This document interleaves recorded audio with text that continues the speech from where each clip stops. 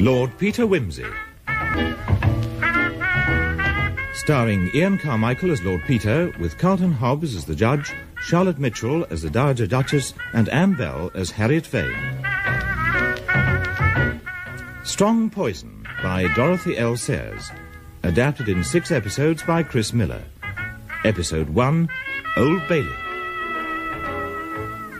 I'm terribly afraid, Peter, that we are going to be too late to obtain seats. Now, don't worry about that, Mother. Old Parker Bird has reserved some for us, and Freddie Arbuthnot has promised to keep him warm till we arrive. Freddie, what's his interest in this trial? Just curiosity, like everyone else.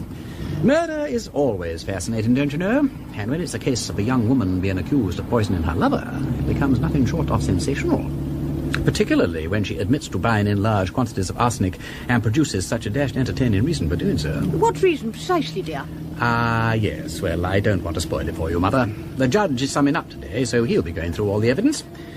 Incidentally, the case against the prisoner will be very convincing and watertight. The judge will be beastly hostile, and the jury will undoubtedly convict. Very well, dear. But one thing I can tell you for certain, Mother. Harriet Vane did not murder Philip Boyes. Just as you say, dear.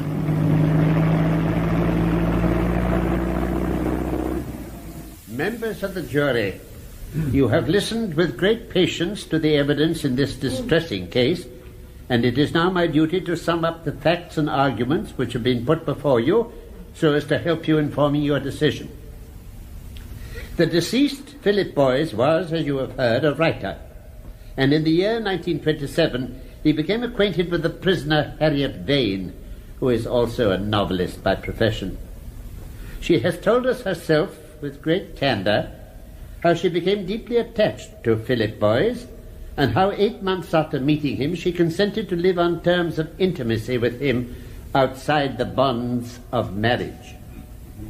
Now, you may feel, and quite properly, that this was a very wrong thing to do. You will not be led away by the false glamour which certain writers contrive to throw about free love into thinking that this was anything but an ordinary vulgar act of misbehaviour.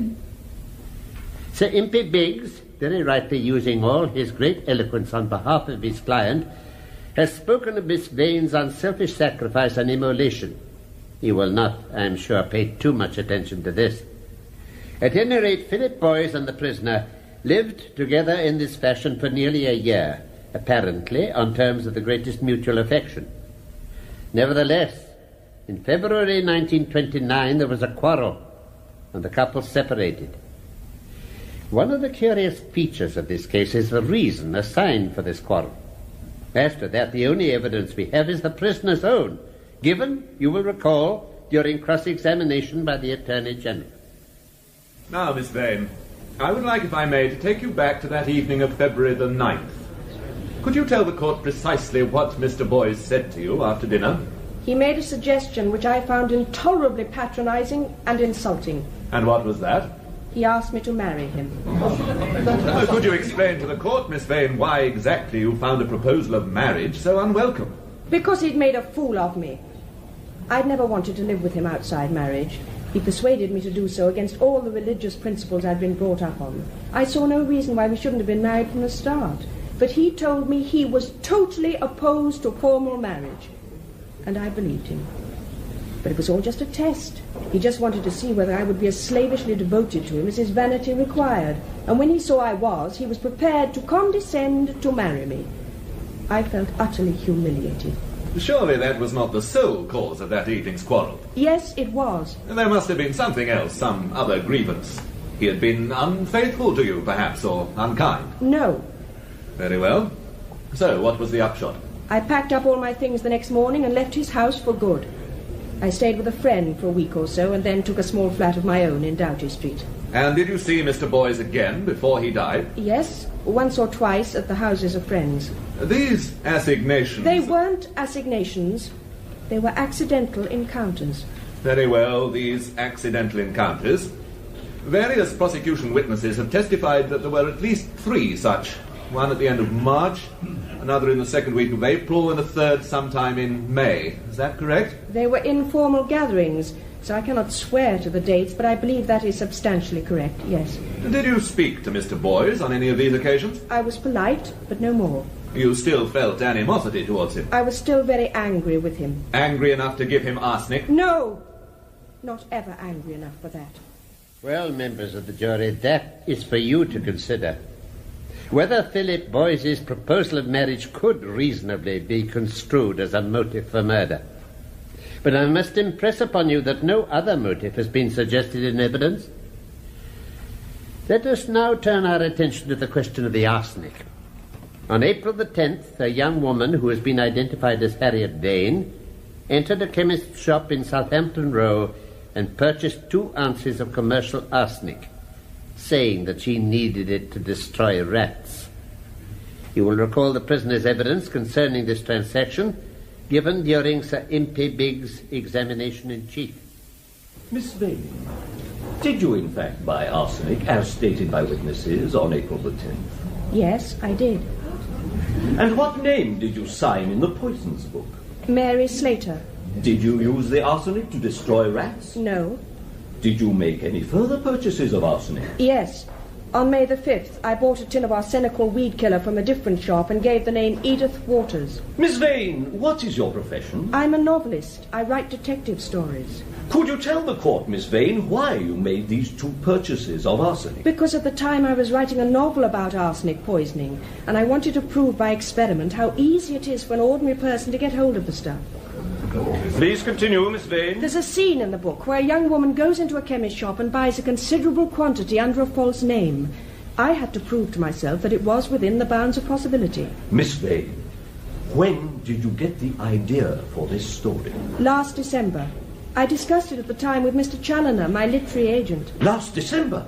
So you were discussing plans for a novel which involved the surreptitious purchasing of arsenic some 2 months before your quarrel with Philip Boyce? Yes. My lord, at a later stage I shall call Mr. Challoner to corroborate Miss Vane's evidence on this point. That, then, members of the jury, is the prisoner's explanation of these purchases, and you must consider it for what it is worth. Now, about this time, Philip Boyce began to suffer from renewed attacks of a gastric trouble to which he had been subject for some years. There is, however, a coincidence of dates here which may be significant, for each of these attacks occurred within a day or so of his meeting Miss Vane. Indeed, in 2 cases, within a few days of Miss Vane's purchase of arsenic. At any rate, after the 3rd attack, Boyce was advised by his doctor to take a holiday, and he went to North Wales with a friend, Mr. Ryland Vaughan. According to Mr. Vaughan, Philip Boyce's health improved dramatically there, but he continued to fret about Harriet Vane. On June the 16th, he wrote to her, saying he would be back in town on the 20th and would like to see her to attempt a reconciliation. Miss Vane replied in a cold, almost hostile note that he could come round at 9:30 p.m. on the 20th if he wished, but she had no intention of changing her mind. Nevertheless, Philip Boyce came back to town on the afternoon of the 20th. We now come to the evening of that day, and I ask for your particular attention here because it was undoubtedly in the course of this evening that the fatal dose of arsenic was administered. At 7:30, Mr. Boyce went round to have dinner with his cousin, Mr. Norman Urquhart, in whose house in Woburn Square, incidentally, he had gone to reside shortly after Miss Vane left him. The door was opened by Mr. Urquhart's maid, Hannah Westlock, and I would like to recall to you in detail Miss Westlock's evidence. Miss Westlock, how did Mr. Boyce look to you when he arrived on the evening in question? Oh, he looked very well, sir. Fitter than I'd seen him for months. Can you tell the court where he went when he entered the house? Yes, sir. He went straight up to his room, and about a quarter of an hour later he came down to the library for sherry. Was Mr. Urquhart in the library then? No, sir. He came in almost immediately after. Carry on, Miss Westlock. Who poured the sherry? I did, sir. I decanted a fresh bottle on the master's orders and poured the gentlemen out a glass each. They wasn't long about it and came into dinner shortly. And where were you throughout dinner? In the dining room, sir. Master likes me to be in attendance the whole time. Very dignified custom. Could you now tell the court, Miss Westlock, what the gentlemen ate that evening? Well, sir, they had clear soup, sir, followed by turbot with sauce and then casserole chicken, sir, and finally a sweet omelette. Did they finish all these dishes? No, sir. The first 3 courses came back to the kitchen, and Mrs. Pettican, that's the cook, and we finished them off for our supper. And did you feel any ill effects after the meal? No, sir. Tell us about the sweet omelette, Miss Westlock. There was none of that left, you say? No, sir, because it has to be eaten at once, sir. Mr. Urquhart's very particular about that, sir. So Mr. Boyce cooked it at the table in a chafing dish and then divided it into 2 portions, one for himself and one for the master, sir. And you say Mr. Boyce cooked it? Yes, sir. And did they both eat their portions? Oh, yes, sir. Was there anything at all at the table which Mr. Boyce partook of alone? Yes, sir. There was a bottle of Burgundy. Mr. Urquhart don't drink at meals now, but Mr. Boyce had a couple of glasses, and afterwards I corked the bottle up, sir. Thank you, Miss Westlock. Millard, I shall be calling Sir James Lubbock later to testify that the contents of that bottle were fortunately preserved and were later analysed and found to be harmless. So you see, members of the jury, every article of diet except the wine was partaken of by 2 people at least, and in most cases by 4. And neither Mr. Urquhart, Miss Westlock, nor Mrs. Pettican felt any ill effects. This brings us to 9 o'clock. After dinner, coffee was ordered, but Boyce excused himself on the ground that he would probably be given coffee by Harriet Vane. At 9:15 he left Woburn Square and took a taxi the half-mile or so to Doughty Street. He arrived at 9:25, and Miss Vane let him in immediately. Now, as the interview was naturally a private one, we have no account of it to go upon, but that of the prisoner. You will remember what she said in cross-examination? Well, as I said, as soon as he'd come in and I'd closed the door, I offered him a cup of coffee. He said he'd love some, so I poured out 2 cups. He didn't take milk or sugar, and nor do I. I see. Miss Vane, could you tell the court where the coffee was standing? It was in a saucepan, the saucepan I'd made it in. Miss Vane, I have here a copy of a statement you made to Chief Inspector Parker on September the 30th. In it you say, and I quote, "I had a cup of coffee ready for him on his arrival." Did you have a cup of coffee ready? Not in a cup. No, the coffee was in the saucepan, as I said. Then why did you say in your statement that the coffee was in a cup? I didn't. I said I had a cup of coffee ready, meaning a certain quantity of coffee. Is that a normal expression amongst the bohemians of Bloomsbury? Millard, I object to my learned friend's sneering tone. Thank you, Sir Impey. Mr. Attorney, could you possibly phrase your question less tendentiously? As your lordship pleases. Miss Vane, is a cup of coffee, meaning a certain quantity of coffee, a normal expression? It is to me, yes. Thank you, Miss Vane. Well, members of the jury, whether that phrase is normal usage is something you will be able to judge for yourselves. But I hardly need point out how damaging to Miss Vane's case any suggestion that the cup had been prepared in advance would be. Be that as it may, according to the prisoner's evidence, the interview was not a satisfactory one, and at 10 o'clock the deceased expressed his intention of leaving her. She says that he appeared uneasy and remarked that he was not feeling well, adding that her behavior had greatly upset him. At 10 minutes past 10, that is a full 10 minutes later, and I would like you to make a particular note of that, the taxi driver Burke, who was standing on the rank in Guildford Street, was approached by Philip Boyce and told to take him to Woburn Square. When the taxi stopped before Mr. Urquhart's house, Boyce did not get out, and on opening the door to investigate, Burke found him huddled in the corner in agony. He was helped into the house, and as this attack appeared to be much more serious than usual, Mr. Urquhart summoned Dr. Weir by telephone. Before the doctor's arrival, the patient vomited violently and thereafter continued to vomit persistently. Dr. Weir diagnosed the trouble as acute gastritis and made up a soothing medicine to control the vomiting, but this unfortunately had little effect. The next morning, the patient's condition had deteriorated to such an extent that a nurse was called in. On the 22nd, he became weaker and lost consciousness, and at 3 o'clock on the morning of June the 23rd, he died. I will now adjourn the court for lunch.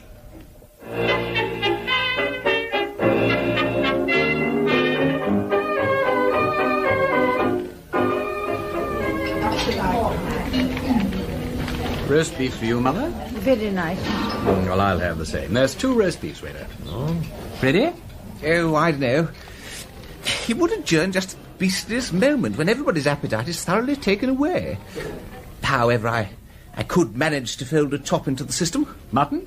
Fine. And a mutton chop, waiter. Yeah. With all the usual trimmings, what? Thank you, my lord. Such an interesting case, don't you think so, Freddie? I was just wondering to myself why I'd come to the ballet show, actually, Duchess. Tedious, I find it. The gal's not even pretty. I don't think I'll go back after grub. I'll wager that you do, Freddie. Oh, excuse me a moment, Mother, there's Biggie. Must just have a word with him. Yes, well, you run along, dear, and give Sir Impey my regards. He's right here. Yes. Gone to put an alternative theory of some kind, I expect. I expect so. Top hole to see old Wimsey back, ain't it? Wonderful how keen he is on this sort of thing, don't you know? Rampages off the minute he gets home like the jolly old war horse sniffing the TNT, what? Regularly up to his eyes in it. Yes, well, you see, it's one of Chief Inspector Parker's cases, and they're such great friends, you know, quite like David and Beersheba. Or do I mean Daniel? What the jury make of it, though, I don't know, with faces like hams, most of them, except the one who looks like an artist, and he wouldn't have any features at all if it wasn't for that dreadful tie on his beard, looking like Christ. Well, only not really Christ, but one of those Italian ones in a pink frock and a blue top thing. Wasn't that Peter's Miss Climpson on the jury? Who? Miss Climpson, the elderly spinster who looks as if she stepped out of a magazine of the 90s. Oh, yes, ain't she the one who runs that comic charity stunt of Wimsey's for him? Oh, yes, yes. Such a good thing, too, answering all those shady advertisements and then getting the people shown up. So courageous, too. Some of them the horridest, oily people. And murderers, I shouldn't wonder, with automatic thingamies and life preservers in every pocket. And very likely a gas oven full of bones, like Landru. So clever, wasn't he? And really such women. Born murderesses, as somebody says. Quite pig-faced, but not, of course, deserving it. And possibly the photographer don't do them justice, poor things. Ah, he has Peter. I'm frightfully sorry to disappear like that, Mater, but I had to say a word to Biggie. He's having a rotten time. And that old Jeffries of a judge looks as though he was getting measured for the black cap. Confound the fellow for not reading out that letter again. What letter, Wimsey? The one Boys wrote to Miss Vane from North Wales. Biggie made a lot of it in his closing speech yesterday. It was full of self-pity. Life is an utter mess-up. I can't stick it out here any longer. If I can't make you see this thing in the right perspective this time, I'll chuck it for good. I've decided to cut adrift and take a trip out west. That sort of thing, you know. Biggie argued that it strongly suggested Boys was thinking of suicide. Yes, but if it was suicide, when did he take the arsenic, dear? Well, what about those 10 minutes between leaving Miss Vane and hiring the cab? If he'd taken it in liquid form, he'd have been getting the jolly old symptoms in a quarter of an hour. You've been reading up the subject, Peter. Yes. Dangerous to know too much about poisons, what?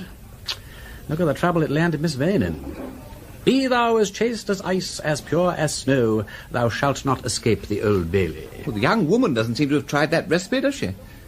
You ought to be on the jury, Freddie. I bet that's what they're all saying at this moment. I'm convinced that foreman is a teetotaler. I saw ginger beer going into the jury room.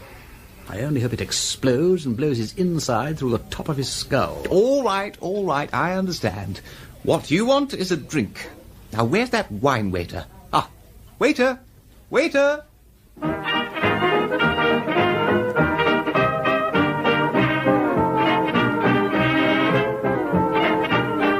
Members of the jury, Philip Boys died at 3 a.m. on the 23rd of June this year.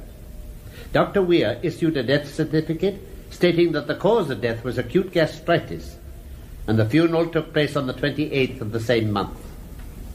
Up to this time, of course, no suspicion of any kind had been aroused. However, during the month of August, the nurse who had been called in 2 days before Boys died, Nurse Williams, went to look after another friend of Ryland Vaughan's.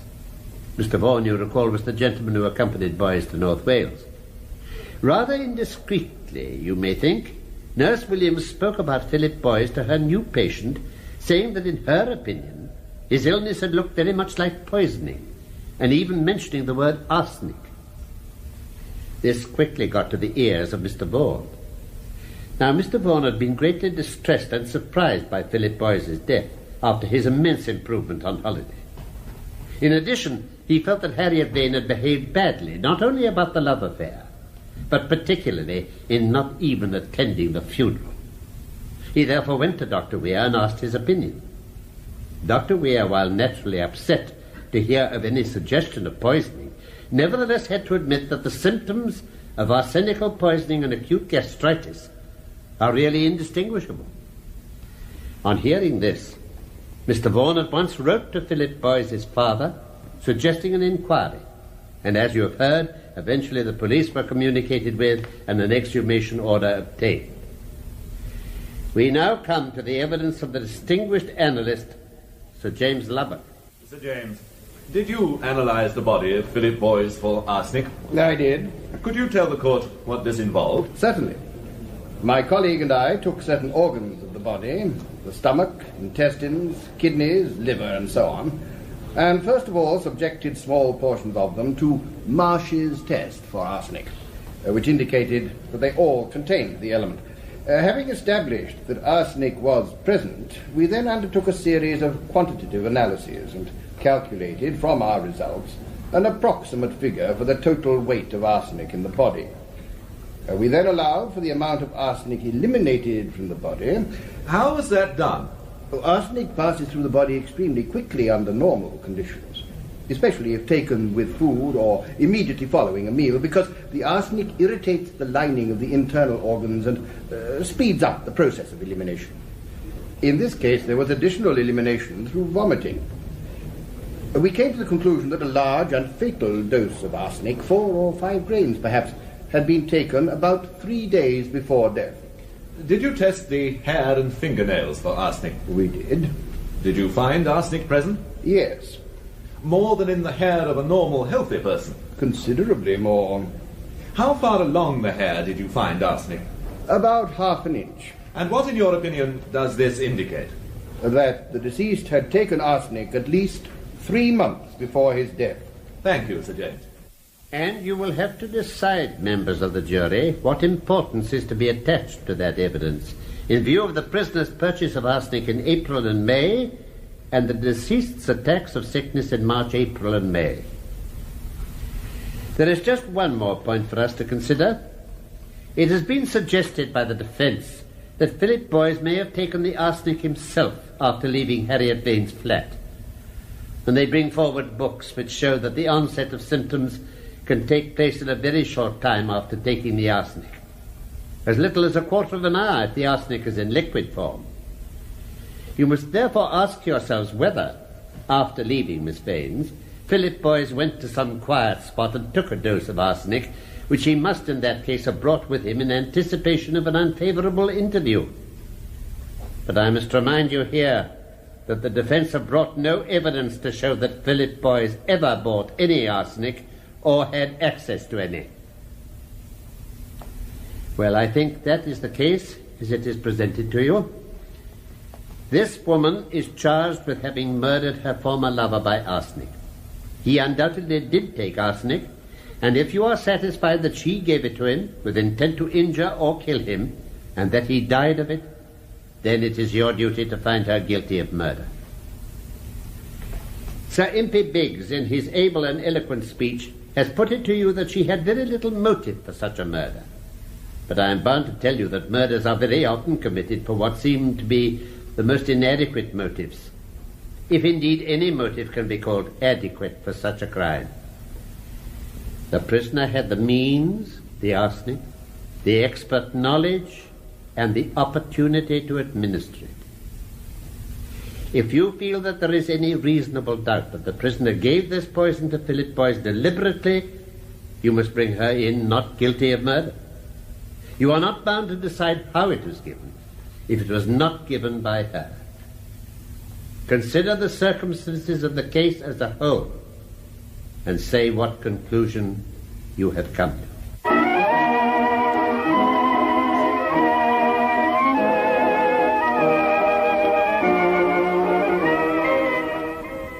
Well, glad you stayed, Freddie? Not really.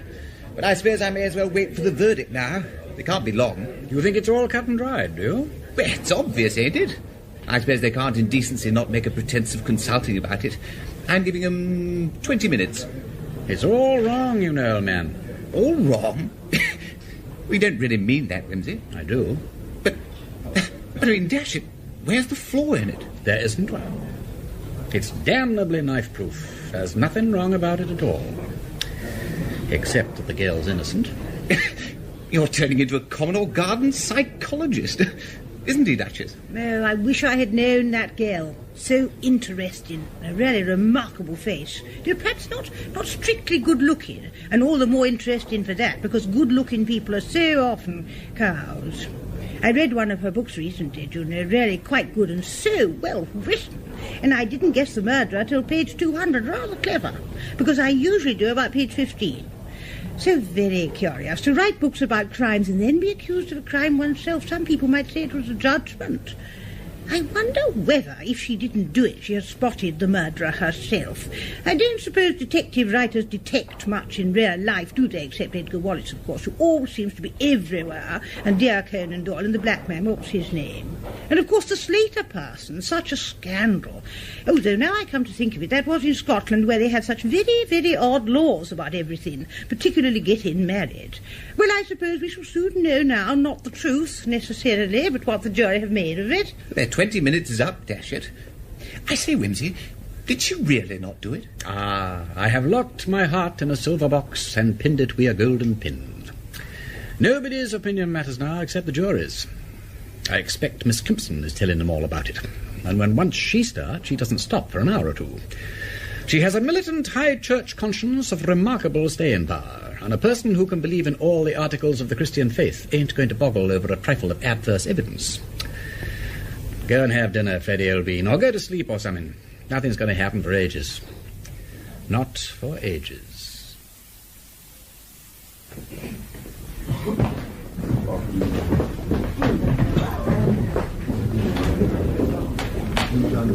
Wake up, Freddie. They're coming, my own, my sweet. Were it never so airy a tread. What? Good Lord, you've been out 5 hours. Look at their faces. Yes, they say if it's going to be guilty, they never look at the prisoner. They're all looking at the floor, except Miss Kimpson. You're wrong, Wimsey. Sorry, old man. Members of the jury, have you all agreed upon your verdict?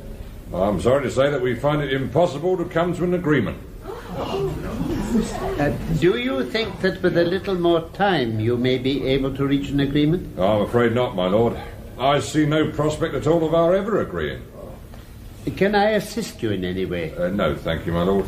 We quite understand the evidence, but we cannot agree about it. You're quite sure? I do not wish to hurry you in any way. I'm quite prepared to wait here as long as you like. We shall never agree, my lord.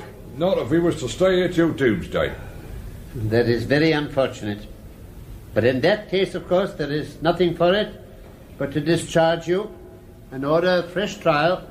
Oh, good old Miss Kimpson. She's done it. Oh, good egg. Excellent, excellent egg.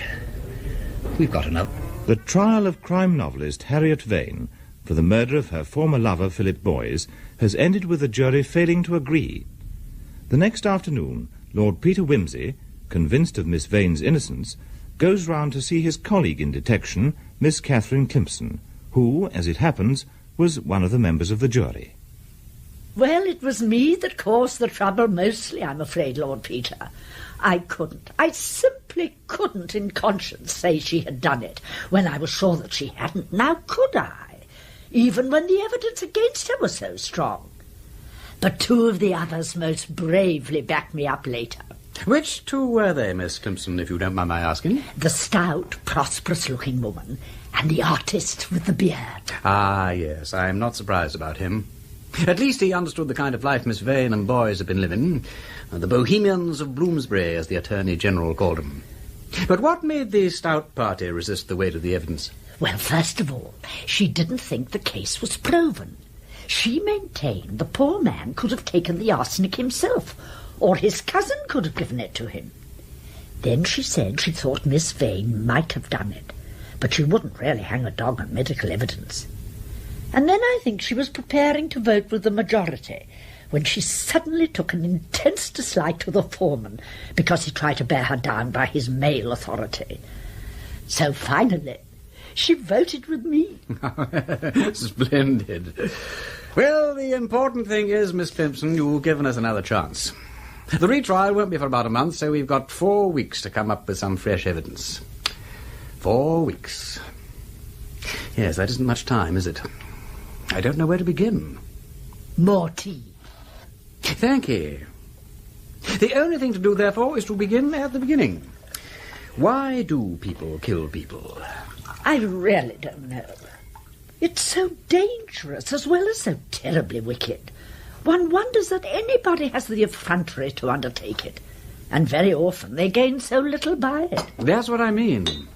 What do they set out to gain?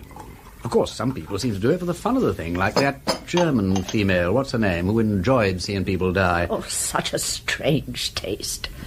You know, dear Lord Peter, it has been my melancholy duty to attend many deathbeds, and though a number of them, such as my dear father's, were most Christian and beautiful, I could not call them fun. Of course, people have very different ideas of fun, and personally I've never cared for George Roby, though Charlie Chaplin always makes me laugh. Still, you know, there are disagreeable details attending any deathbed, which one would think could hardly be to anyone's taste, however depraved. I quite agree with you, but it must be fun in one sense to feel that you can control the issues of life and death, don't you know? Don't say that, Lord Peter, even in jest. Oh, righty-ho. Let's dismiss homicidal mania from our minds, then. What else do people kill for? Well, there is passion, for I should not like to call it love when it's so unregulated. That is the explanation put forward by the prosecution. The passion of hate that so often succeeds the passion of love at the end of an affair. I don't accept it, Miss Clemson. Not for Miss Vane. Certainly not. But it might be possible, might it not, that there was some other unfortunate young woman who was attached to this Mr. Boyce and felt vindictively towards him? Yes, or a man who was jealous. But the time is the difficulty. But there are those 10 minutes unaccounted for, from when he left Miss Vane in Doughty Street till he hired the taxi in Guildford Street. Might he not have entered some public house for refreshment and there met an enemy? By Jove, that's a possibility. But it's rather a coincidence, ain't it? Still, it's worth looking into. Let's go on to the next motive, and that is money. Ah, well, plenty of possibilities there. I'm feeling better already, Miss Clemson. Fitter and brighter in every way. Either I'm getting a line on the thing, or else it's your tea. That's a good stout-looking pot. Has it got any more in it? Yes, indeed. My dear father used to say I was a great hand at getting the utmost out of a teapot. The secret is to fill up as you go and never empty the pot completely. Oh, thank you.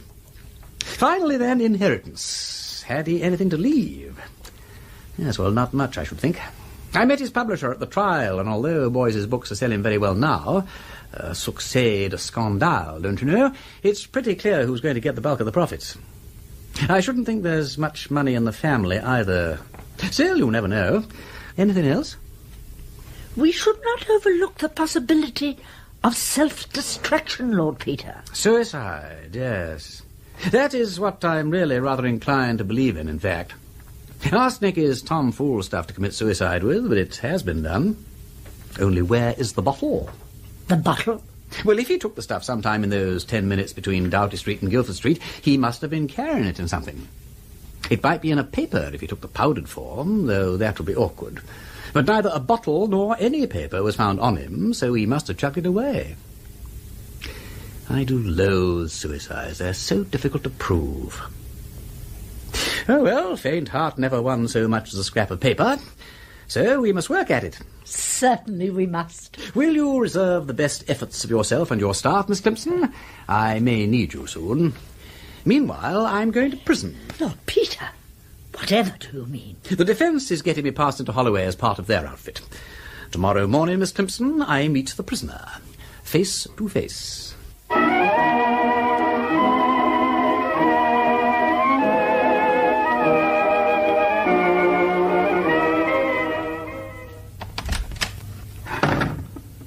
Good morning, Miss Vane. Good morning.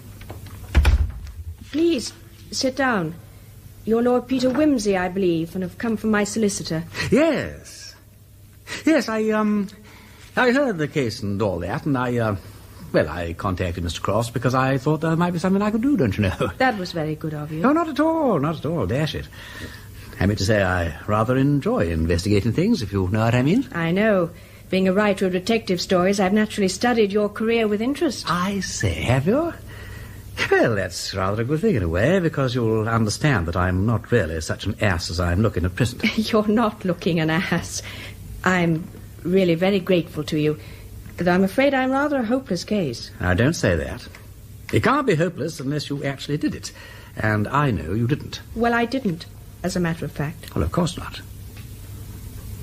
You don't happen to know who did, do you? I believe Philip took the stuff himself. He always wanted to be a victim, and in the end he succeeded. He was rather a defeatist sort of person, you know. He thought people were in league to spoil his chances, so when I walked out, he took it particularly hard. Forgive my asking, but you were very fond of him? I must have been, mustn't I, to have consented to live with him? Well, not necessarily. You might have been sorry for him, or bewitched by him, or even badgered to death by him. All those things. Were you friends? No. Philip wasn't the sort of man to make a friend of a woman. He wanted devotion. That was why he put me on probation, like an office boy, to see whether my devotion was abject enough. And when he thought it was, he condescended to say he'd marry me. Oh, I didn't like having matrimony offered as a bad conduct prize. I don't blame you. It sounds to me as if the fellow's a prig, not to say a bit of a cad. It was humiliating. The minute I saw that, well, the whole thing simply shut down. Flop. Yes, I can quite see that. Well, I'm glad you feel like that about it. Why? Well, simply that when all this is over, I want to marry you. If you can put up with me and all that. Oh. Are you another of them? That makes 47. 47 what? Proposals. They come in by every post. I suppose there are a lot of imbeciles who want to marry anybody who's at all notorious. Oh, dear me, that makes it very awkward. As a matter of fact, you know, I don't need any notoriety. It's no treat to me. Perhaps I'd better not mention it again.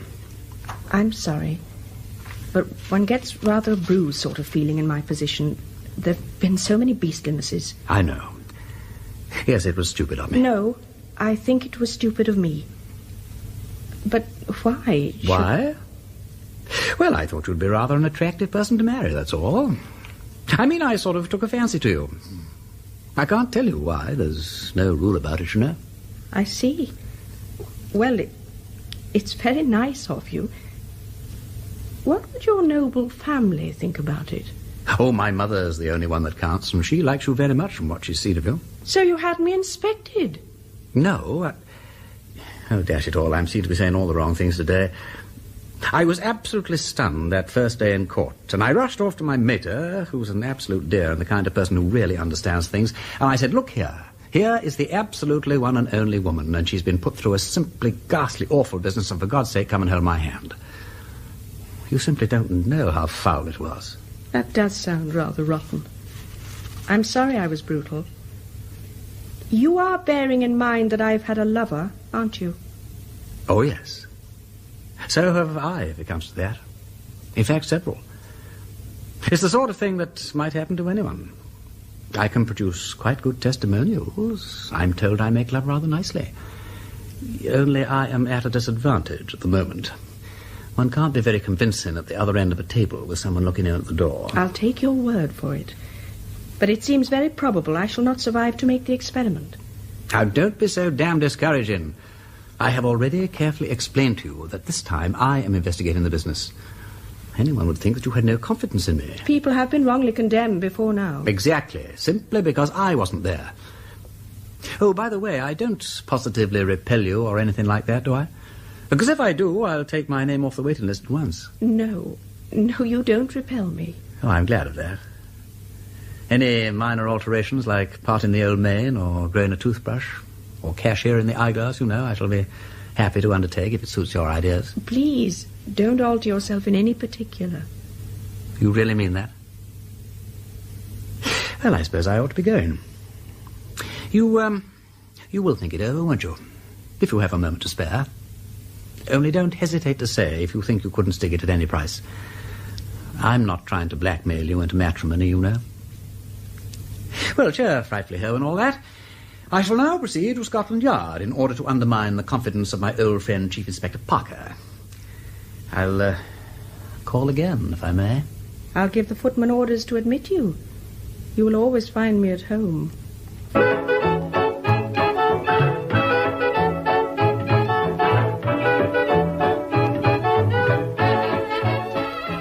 Come in, Peter. Come and sit down. Charles Parker, you have made a mistake. I beg your pardon? The Vane case. You've come unmucker over it, you really have. I don't think so. It was pretty straightforward, really. Charles Acushla, distrust the straightforward case. Even the path of light is curved, or so they tell us. You have made a mistake. Oh, come now. Just because the jury didn't agree... Oh, for God's sake, man, do what you can to put the thing right before next assizes, or I'll never forgive you. Damn it, you don't want to hang the wrong person, do you? Especially a woman and all that. Have a fag. You're looking quite wild about the eyes. Thank you. Oh. Do you really think we made a mistake? Yes. Oh. Oh, dear. Well, I'm sorry if we've got the wrong pig by the ear, but it's the defence's business to point out where we're wrong, and I can't say they put up a very convincing show. No, confound him. Is that fool and beast of a solicitor, Crofts? Blast his ugly eyes. I know the brute thinks that she did it, and I hope he will fry in hell and be served up with cayenne pepper on a red-hot dish. What eloquence. Anybody'd think you'd gone goopy over the girl. Well, that's a damn friendly way to talk. When you went off the deep end about my sister, I may have been unsympathetic, I dare say I was, but I swear I didn't dance on your tenderest feelings and call your manly devotion going goopy over a girl. Good Lord. You don't seriously mean that Oh, no. I mean, I am not expected to be serious. I'm sorry. No, if it's like that, I'm damned sorry, old man. But what can I do? Now you're talking. First of all, answer a straight question. Did Boys leave a will? Yes. Well, he didn't own much except his copyrights, though. Originally left them to Miss Vane, but after they separated, he made a new will in favour of his friend Ryland Vaughan. Thank you. Was he insured? No. Good. Now look here, the most likely thing is that this unsavoury blighter Boys committed suicide. The unspeakable defence haven't been able to trace any arsenic to his possession, but then they probably couldn't trace a herd of black cattle over a snowbound field in broad noonday with a microscope. I want your people to take it up. Boys, query, arsenic, huh?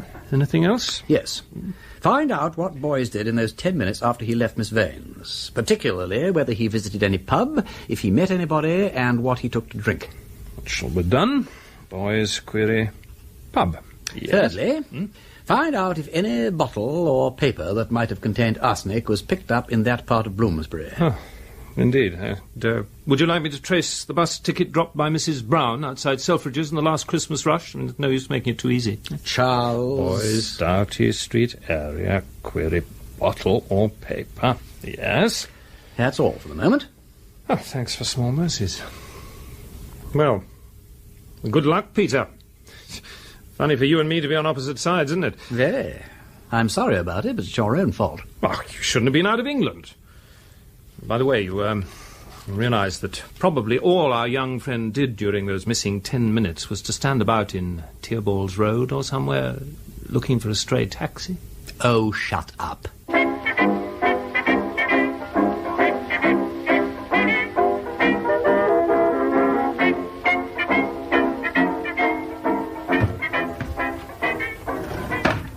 So you've reappeared? Good Lord, yes. Surely you expected me to. I fancied I'd left that impression. I say I thought of a good plot for a detective story. Really? Top hole. However, business first. Do you happen to know whether Philip Boys made a will? Oh, yes, in my favour. He named me as his literary executor, too. Good heavens. Do you know, I'd quite forgotten about that. He must have altered it when we parted, mustn't he? Or I'd have heard about it. You didn't know he altered it then? Before he died, I mean. I never thought about it. Why? Nothing. Only I'm rather glad the will wasn't brought up at the thingamabob. Meaning the trial? You needn't be so delicate about mentioning it. You mean if I'd thought I was still the heir, I might have murdered him for his money? It didn't amount to a hill of beans, you know. I was making 4 times as much as he was. Oh, yes. Yes, it was only this silly plot that I got in mind. But it is rather silly, now I come to think of it. Tell me. Well, it's about a girl who writes novels, crime stories, in fact. And she has a friend who also writes. Neither of them bestsellers, you know, but just ordinary novelists. Anyway, the friend makes a will, leaving his money, receipts from books and so on, to the girl. And the girl, who has got rather fed up with him, you know, thinks of a grand scoop that will make both of them bestsellers. She polishes him off by the same method she has used in her latest thriller. A daring stroke. Yes. And, of course, his books immediately do become bestsellers, and she grabs the pool. But don't you think it would be a little dangerous? She might even be suspected of the murder. Then her books will become bestsellers, too. Only possibly she wouldn't live to enjoy the profits. That, of course, is the snag. But as an experienced mystery-monger, couldn't you think of a way round that? Yes. There's somebody she wishes to benefit. Say, a father, mother, sister, lover, or cause that badly needs money. She makes a will in his, her, or its favour, and lets herself be hanged for the crime, knowing that the beloved object will then come in for the money. How's that? Great. Only wait a minute. They wouldn't give other friends money, would they? You're not allowed to profit from a crime. Oh, hang. Yes, that's true. No, look. If she made all her possessions over by deed of gift immediately after the murder, that would include the friend's money. It would then all go direct to the beloved object, and I don't believe the law could stop it. See here, you are not safe. You're too clever by half. But I say it's a good plot, isn't it? It's a winner. Shall we write it? By Jove, let's. Only, you know, I'm afraid we shan't get the chance. You are not to say that. Of course we're going to write it. Damn it, what am I here for? To prove your innocence, that what? And how are you progressing in that direction? Slowly. But this evening I'm going to meet the one person who did benefit from Philip Boyce's will. Ryland Vaughan. Good heavens. He's an obnoxious ass, but you don't think he killed Phil? No, I'm still working on the suicide theory. I just want to know what Mr. Vaughan thinks. Do you know him? Not yet. But I have a friend who does, I'm quite certain. Keep smiling. It suits you.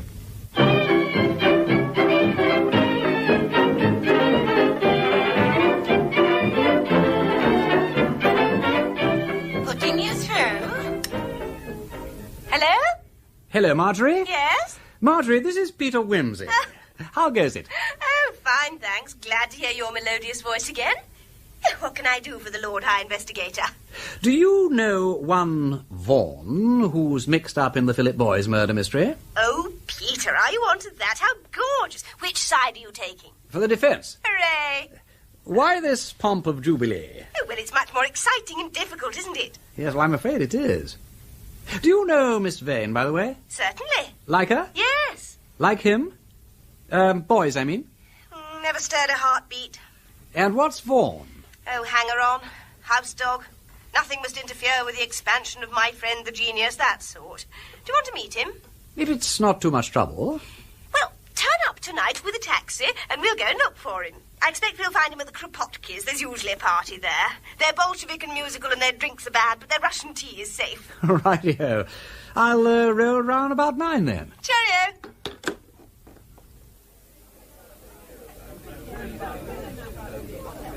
Yes, Peter. Peter, this is Nina Kropotki. So pleased. Sit down. Thank you. Vanya will get you something to drink. Oh, this is beautiful, yes. That is Stanislav. Such a genius. His new tone poem on the Piccadilly tube station. Great, n'est-ce pas? 5 days he was continually travelling upon the escalator to absorb the tone values. Colossal. So, you think? Ah, you can appreciate. It is the soul of rebellion in the crowd. The clash, the revolt at the heart of the machinery. It gives the bourgeois something to think of. Oh, yes. Of course, you understand it is really for the big orchestra. On just piano and violin, it is nothing. It needs the brass, the effects, the timpani. Brrr, so... But one seizes the form, the outline. Ah, it finishes superb, magnificent. Let's have some tea. Tea! Tea! Peter, come and talk to Ryland Vaughan. I've got him in a corner and told him you're a tremendous admirer of Philip Boyce's books. Have you read them? Some of them, but I think I'm getting lightheaded. Well, you'll feel worse in an hour or so. You'd better come now. Ryland, this is Lord Peter Wimsey. Peter Ryland Vaughan. Hello. Hello. Hell of a place, eh? Hell of a business altogether. I only come here because Philip used to come here. Habit, you know. You knew him very well, of course. Oh, I was his only real friend. All the rest only cared to pick his brains. Apes, parrots, all the bloody lot of them. They sucked the blood out of him. And his damned thieves of publishers took every blasted coin they could lay their hands on. And then that bitch of a woman poisoned him. My God, what a life! Yes, but what made her do it? If she did do it. Oh, she did it, all right. Sheer beastly spite and jealousy, that's all there was to it. Just because she couldn't write anything but tripe herself. You'd think it would have been enough for her to help and look after a genius like Phil, wouldn't you? Why, damn it, he used to ask her advice about his work. Her advice! My God! Did he take it? Take it? She wouldn't give it. Told him she never gave opinions on other authors' work. Other authors! The impudence of it! Oh, of course it was hopeless from the start for Philip to get entangled with that kind of a woman. Genius must be served, not argued with. But he was infatuated. And then to want to marry her. Why did he? Remains of parsonical upbringing, I suppose. It was really pitiful. Besides, that fellow Urquhart did a lot of mischief. You know him, the cousin. No. Oh, well, he got hold of him about 2 years ago, asked him to dinner, that sort of thing. Put up to it by the family, I imagine. Well, the minute I saw him, I knew he was out to ruin Philip, body and soul. Oh, well. No use crying about it now. His work is left, and that's the best part of him.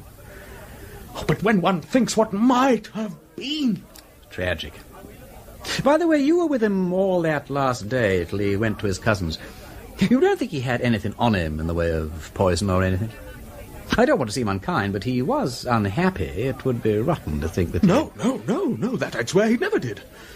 He would have told me he trusted me in those last days. And besides, he wouldn't have chosen that way. Why should he? I could have given him hyoscine, veronal, all that sort of thing.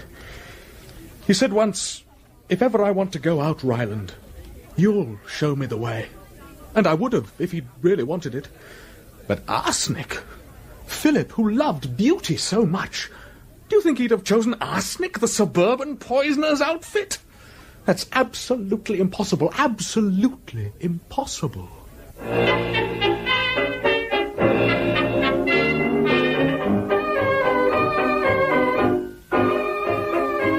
And I think he's right. Do you? Why? He doesn't fit in with the picture of the man I'm building up. He really had too high an opinion of himself, don't you know? I don't think he'd have willfully deprived the world of the privilege of reading his books. Oh, I'm sorry, I'm being beastly sarcastic. I'm afraid I'm letting my emotions cloud my judgment. The fact is, I am most damnably jealous of the fellow. I oughtn't to be, but I am. That's just it. And you always would be. But look here, if you married me, I shouldn't be jealous, because then I should know you really like me and all that. You think you wouldn't be, but you would. Should I? Oh, surely not. It's just the same as if I married a widow. Are all second husbands jealous? I don't know. But it's not quite the same. You'd never really trust me, and we would be wretched. You wouldn't give me a square deal. No man ever does. Never? Well, hardly ever. Well, that would be rotten. Of course, if I turned out to be that sort of idiot, things would be pretty hopeless. I say, couldn't you manage to be a bit jealous of me in return? I wish you would, because it would prove you took a bit of interest in me. Shall I give you some details of my hideous past? Please don't. Why not? I don't want to know about all the other people. Don't you, by Jove? I think that's rather hopeful. I mean, if you just felt like a mother to me, you would be anxious to be helpful and understanding. I loathe being helped and understood. And after all, there was nothing in any of them. Except Barbara, of course. Who was Barbara? Oh, girl. I owe her quite a lot, really. When she married the other fellow, I took up sleuthing as a cure for wounded feelings, and it's really been great fun taking it all in all. I even took a special course in Aristotelian logic for her sake. Good gracious. For the pleasure of repeating Barbara Celerent Dariae Ferio Baroliptum. Types of syllogism, don't you know? Ah. There was a kind of mysterious romantic lilt about the thing which was somehow expressive of passion. Many a moonlight night have I murmured it to the nightingales which haunt the gardens of St. John's. Although, of course, I was a Balliol man myself, but the buildings are adjacent. If anybody ever marries you, it'll be for the pleasure of hearing you talk piffle. A humiliating reason, but better than no reason at all. I used to piffle rather well myself, but it's got knocked out of me. You know, I was really meant to be a cheerful person. All this gloom and suspicion isn't the real me. I've lost my nerve somehow. No wonder, poor kid. But you'll get over it. Just keep on smiling and leave it to Uncle Peter. I admit the suicide in a Bloomsbury pub theory ain't looking so strong, but I'm now going to start investigating the cousin, the sleek Mr. Urquhart. I know the prosecution proved beyond cavil that everything boys ate at dinner that evening he ate too, but personally I'd like to hear it straight from the horse's mouth. Yes? A telephone message, my lord, from Scotland Yard. Oh, thank you.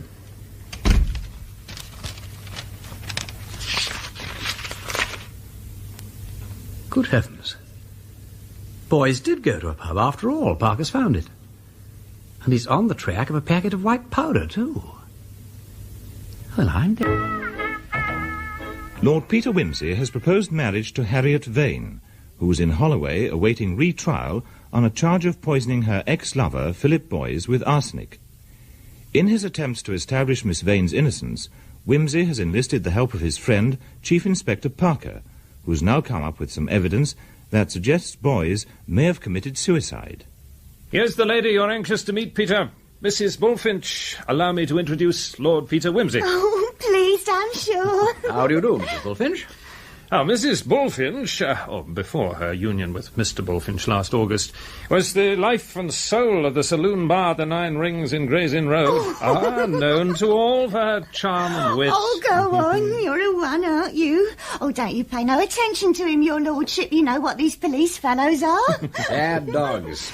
But I don't need his testimonials. I can trust my own eyes and ears, Mrs. Bullfinch. And I can only say that if I had had the happiness to make your acquaintance before it was too late, it would have been my lifetime's ambition to wipe Mr. Bullfinch's eye. Oh, you're every bit as bad as he is. Worse. Now, Mrs. Bullfinch, if you wouldn't mind beginning at the beginning, telling his lordship your story. Oh, about the young man and the white paper packet? Precisely. Why, of course. Well, my lord, before I was married, I was barmaid at the Nine Rings in Gray's Inn Road, as the Chief Inspector says. Miss Montague I was then. It's a better name than Bullfinch, and I was almost sorry to say goodbye to it, but there, a girl has to make a lot of sacrifices when she marries, and one more or less is nothing to signify. Well, as I was saying, I was working there up to my marriage, and I remember one evening in June, it wasn't far off the longest day, June the 20th, I think. That's the evening we're interested in. I think it was then. But as to the time of night, that I can tell you for sure, knowing how keen you techs always are on the hands of the clock. It was 10:05. I know, because a customer had just asked if the clock was right. Anyway, suddenly the door was pushed open, hurried like, and a young gentleman comes in, almost falls in, I might say, and he calls, "Give me a double brandy, quick." And then he puts his hands across his waistcoat, like so. I see. Go on, Mrs. Bullfinch. Well, I mixed him a double with just a splash of soda, and he gulps it down and says, "That's better," and sits down. Presently, he asked me for a glass of water, and I fetched it to him, and he says, "Sorry if I've frightened you, but I've just had a bad shock and it must have gone to my inside. I'm subject to gastric trouble," he says, "and any worry or shock always affects my stomach." That would have been his interview with Miss Vane, Charles. She said it was pretty acrimonious. Just so. Now, then what happened, Mrs. Bullfinch? Well, then he takes out this white paper packet with some powder in it, and he says, "Perhaps this will stop it," he says. And he drops the powder into the glass of water and stirs it up with a fountain pen and drinks it off. Did it fizz or anything? No, it was just a plain powder, and it took a bit of time to mix. He drank it off, And then he says, "Thanks very much. I'd better go home now in case it takes me again." And he raised his hat. Oh, he was quite the gentleman, and off he goes. How much powder do you think he put in? Oh, a good dollop. Near a dessert spoonful it must have been. And what happened to the packet? Ah, there you are. We just got the last customer out when I see something white on the seat. I picked it up and see it was the paper packet. Oh, just one of them chemist packets, you know, with the ends turned up and a label stuck across, but there wasn't any of the label left. Anyway, I was going to chuck it on the fire, and then I thought, no, the gentleman might come back for it. So I stuck it up on the shelf behind the bar and never thought about it again till your policeman came round about it yesterday. We searched the place for it, but can't find it, of course. However, if we do, Mrs. Bullfinch, we may ask you to come in and identify it. Well, you know where to find me, Chief Inspector. Yes. Anything else now? No, thank you, Mrs. Bullfinch. Thank you very much for coming down here. Oh, don't mention it. Goodbye, then, my lord. Goodbye, Mrs. Bullfinch, and thank you. Whoopee! We will beat you yet, Mr. Chief Inspector Parker. I hope you do, old man. If that packet's found and shown to have contained arsenic, nobody will be happier than I. But I don't think there's much chance of that, do you? And if the packet isn't found, well, Mrs. Bullfinch's evidence might persuade the jury to give Miss Vane the benefit of the doubt. But it will hardly establish her innocence. You're quite right, Charles, and that won't do. I want to see Miss Vane absolutely cleared, and the blame, if there is any, fixed in the right quarter. And that means hard evidence. Precisely. Well, if you do find out anything which really proves that we've been on the wrong track, you'll let us know, won't you? We don't want to make large and ignominious public mistakes. If Philip Boyce did kill himself, why did he do it? That's the question we must answer. I don't believe it was because he was heartbroken after Miss Vane left him. I don't even believe his interview with her that evening had anything to do with it. He had something else on his mind. Money problems, perhaps. Norman Urquhart. The cousin? Yes. Boys lived in his house for some time, and they dined together on the night in question. If anything was troubling Boys, he might have mentioned it then. That's true. I think I'll go and see Mr. Urquhart at his office. He's a solicitor, isn't he? Yes, in Bedford Row. Yes, I'll pop along tomorrow, and at the same time I think I'll put a spy into his domestic establishment just to pick up any gossip, don't you know? And I think I know the very man for the job.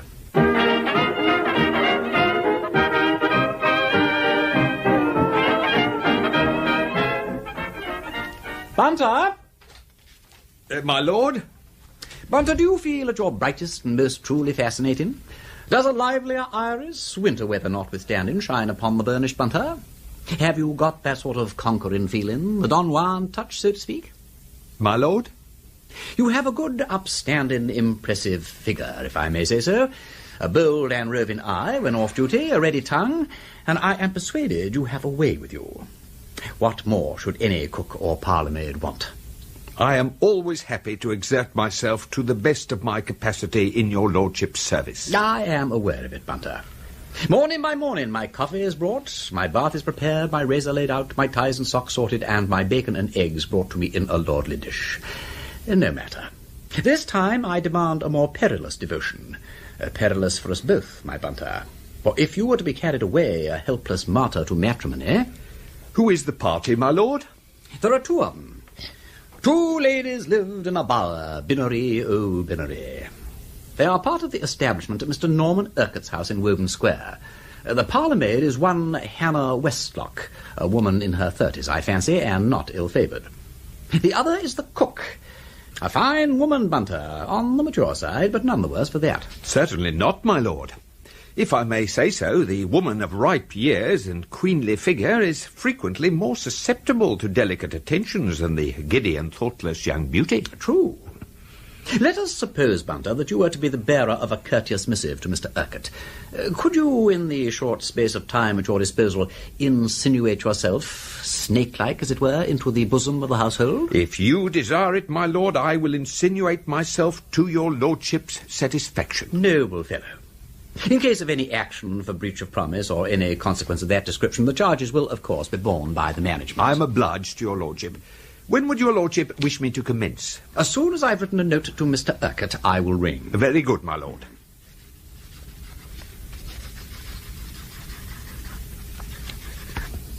Bunter, I have a sensation of being hovered over, and I don't like it. It is unusual, and it unnerves me. I implore you not to hover. Is the proposition distasteful, or do you want me to get a new hat?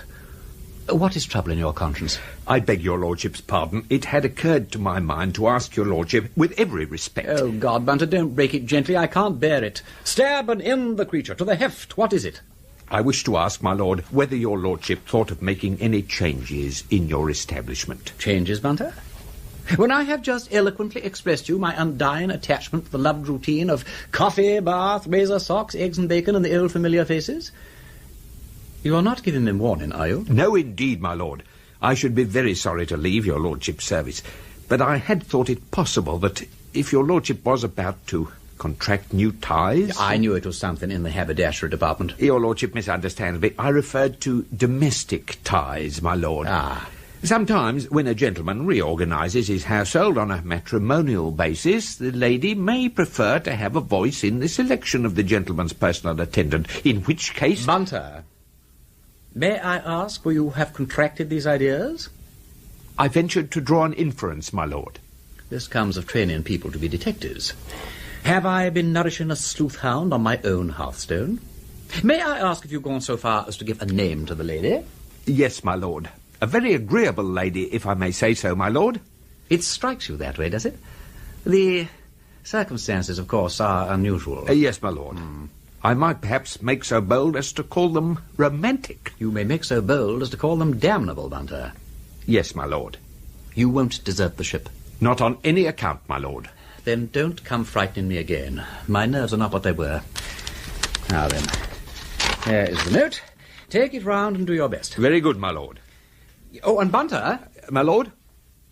It seems, Bunter, that I am being obvious. I have no wish to be anything of the kind. If you see me being obvious, will you drop me a hint? Certainly, my lord.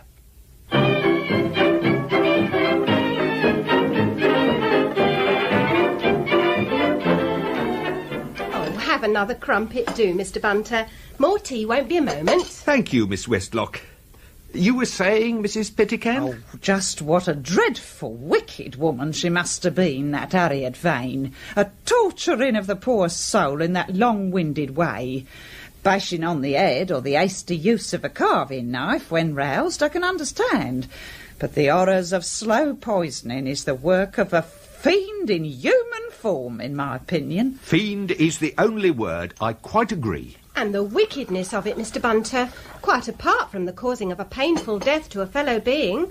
Why, it's only the mercy of Providence we weren't all brought under suspicion. But you had no difficulty in proving that it hadn't happened in this house, surely?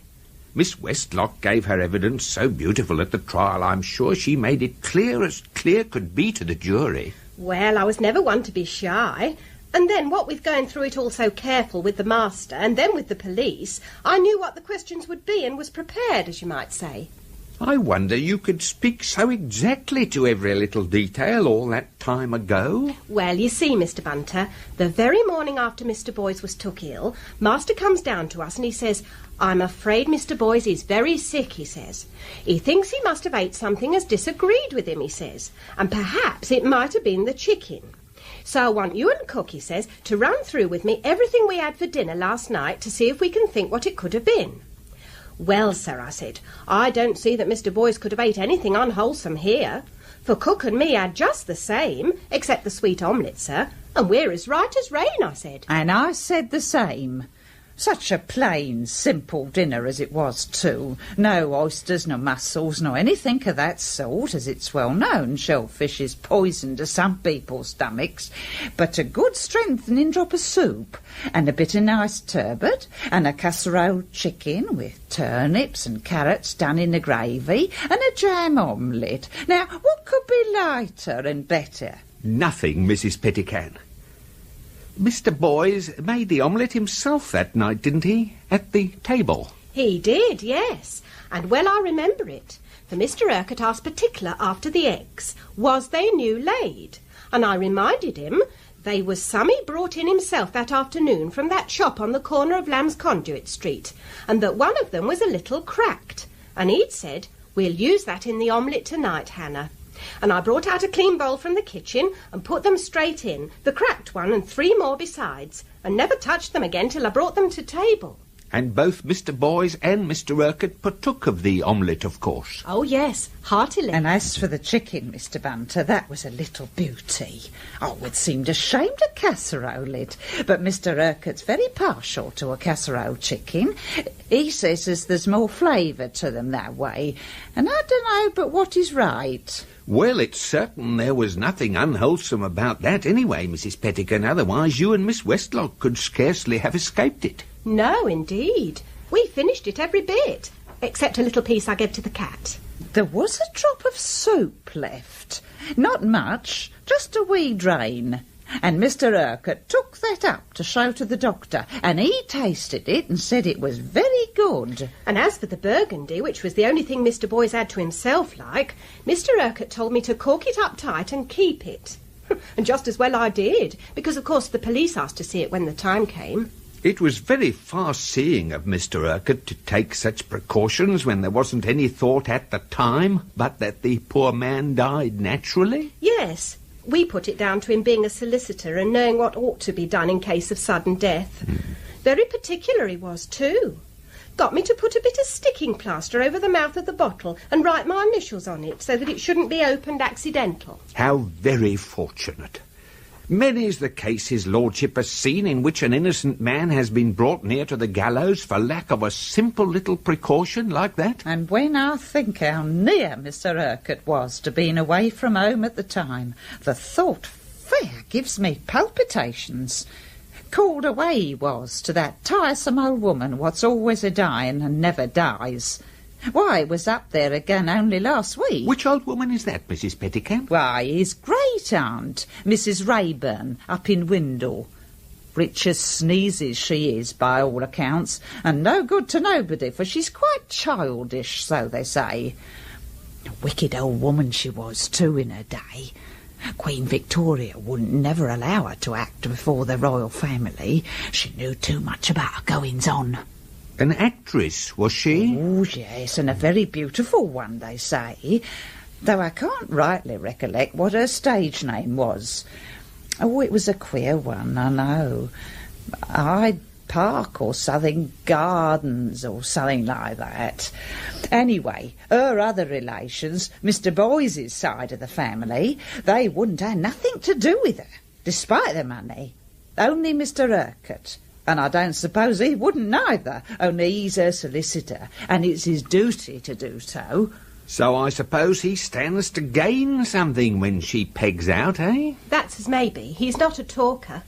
But it stands to reason he wouldn't always be tearing off to Westmoreland for nothing. Though I couldn't care myself to put my hand to money that's wickedly come by. It would not bring a blessing with it, Mr. Bunter. Oh, it's easy talking, my girl, when you ain't likely to be put in the way of temptation. There's skeletons in many a cupboard, if the truth were known. Ah, I believe you. I've seen diamond necklaces and fur coats that should have been labelled wages of sin if deeds done in the dark were to be proclaimed upon the housetops, Mrs. Pettican. Indeed, yes, Mr. Bunter. Well, Hannah, come along now. We must be getting on. As you say, cook. Then I shall take my leave, Mrs. Pettican. Thank you for your hospitality. Oh, not at all, Mr. Bunter. I hope as you'll come again. The master makes no objections to respectable gentlemen visitors at tea time. Wednesday is my half-day. Mine's Friday. And every other Sunday. If you should be evangelical, Mr. Bunter, the Reverend Crawford in Judd Street is a beautiful preacher. I shall look forward to that, Miss Westlock. Oh, incidentally, if Mr. Boys was also a nephew of old Mrs. Rayburn's... Yes? Did he have any expectations from her? Oh, well, I don't know. He might have done, Mr. Bunter. I'd see you in just a moment, my lord, if you care to take a seat. Yeah, thank you. I trust you will excuse me if I return to my work, my lord. We are short of staff at the moment, our young lady clerk having just left us to get married, so there isn't a moment to spare in the office. Of course. Have you not tried getting temporary assistance? Oh, it's not easy to find anyone, my lord. Some of the work is confidential, and an atmosphere of permanence is desirable. Lord Peter, I'm so sorry to have kept you. Won't you come in now? Thank you, Mr. Urquhart. Please sit down. Thank you. Now, what can I do for you? Well, I'm interested in the Vane poisoning trial. Acting for the defence, don't you know? And I wondered if I could bother you with a few questions. I'm afraid I'm being a frightful nuisance and all that. Not at all, Lord Peter. I'm only too delighted to help. Yeah, thank you.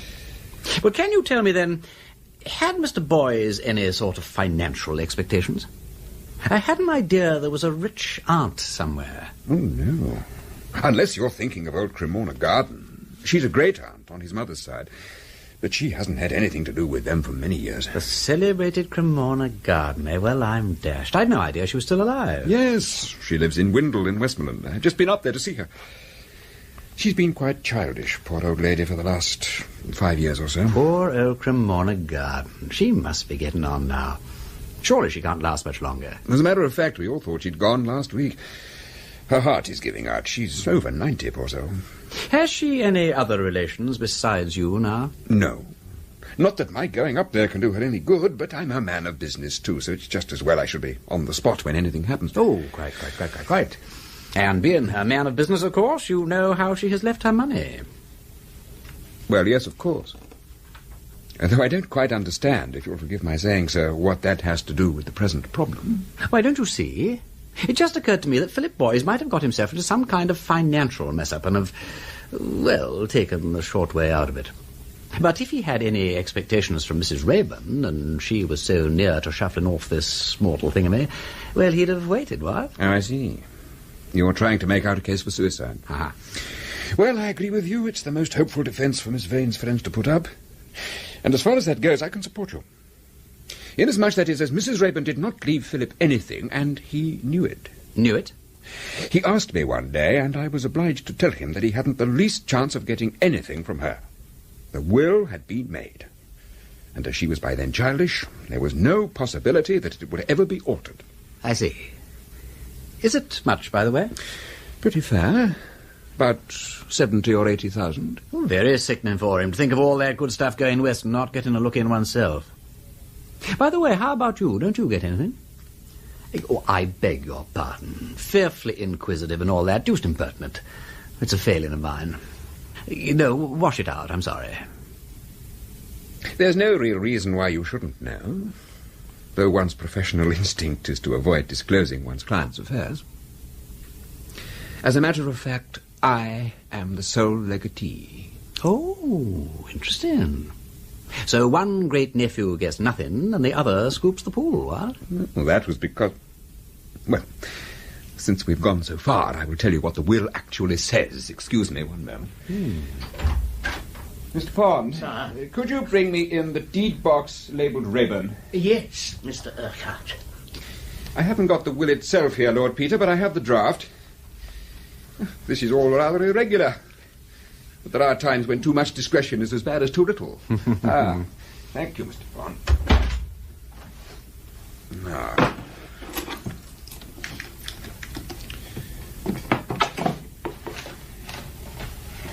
Oh, dear.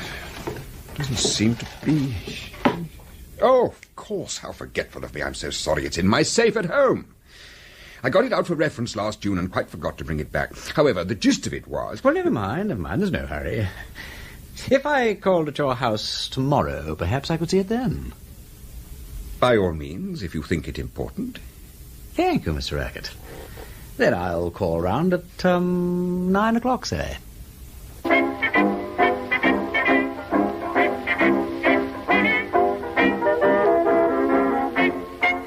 What is so dashed curious, Bunter, is that everybody is so remarkably helpful about this case.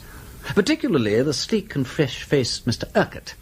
They all cheerfully answer questions which one has no right to ask and burst into explanations in the most unnecessary manner. None of them seems to have anything to conceal. If Mr. Boys committed suicide, my lord, surely none of them have anything to conceal. True, oh, Bunter. Well, I must patter along to Woburn Place and take a look at this jolly old will. Oh, by the way, There is a vacancy for a confidential female clerk at Mr. Urquhart's office. Could you ring Miss Climpson and ask her to send along one of her ladies? Just to pick up gossip, tell her. Oh, and not too much face powder, and skirts the regulation 4 inches below the knee. The last girl left to be married, and the head clerk's feeling anti-sex appeal. Very good, my lord. I'd better make quite clear the family connection of the Boyses and the Urquharts, Lord Peter, so that you will understand the will. All right, here. The common ancestor is old John Hubbard, a highly respectable banker at the beginning of the last century. He had 3 daughters, Jane, Mary, and Rosanna. The eldest, Jane, married a man called Henry Brown, who was a schoolmaster and quite repellently moral. They had 1 daughter, Julia, who eventually married the Reverend Arthur Boys and was the mother of Philip Boys. The second daughter, Mary, accepted the hand of one Josiah Urquhart, and they had a son, Charles, who entered a solicitor's office, did well, and finally became a partner in the firm. He was my father, and I'm his successor in the legal business. All clear so far. Good. Now, the third daughter, Rosanna, was made of different stuff. To the horror of her parents, she ran away from home and went on the stage. They erased her name from the family Bible. She determined to justify their worst suspicions. She became the spoilt darling of fashionable London, and under the stage name of Cremorne Garden, went on from one disreputable triumph to another. Well, the long and short of it was that the eldest sister, Jane, would have nothing to do with the family black sheep. My grandparents were less straight-laced and were polite in a distant kind of way, and in consequence she eventually put her business into my father's hands. Well, the old lady never forgot or forgave anything. The very mention of the Boys-Brown connection made her foam at the mouth. Hence, when she came to make her will... Well, see for yourself. Yeah, thank you. March 14th, 1921. Oh, I see. Yes, here we are. All the rest of my property, whatsoever and wheresoever situated, I give to my great-nephew, Norman Urquhart. And so on and so on. In token of gratitude shown to me by my said great-nephew, Norman Urquhart, and his father, the late Charles Urquhart, and to ensure that no part of my properties will come into the hands of my great-nephew, Philip Boys, or his descendants. And to this end, and to mark my sense of the inhuman treatment meted out to me by the family of the said Philip Boys, I enjoin upon the said Norman Urquhart as my dying wish that he neither give, lend, nor convey to the said Philip Boys any part of the income derived from the said property, etc., etc., etc. Oh, I see. Oh, that's pretty clear. And pretty vindictive. If Boys had been in any financial trouble, he couldn't even have expected help from you. Unfortunately not. I should have been morally bound to refuse. Quite. Well, thank you, Mr. Urquhart. I'm glad I've seen that, very glad. It makes the suicide theory a good deal more probable.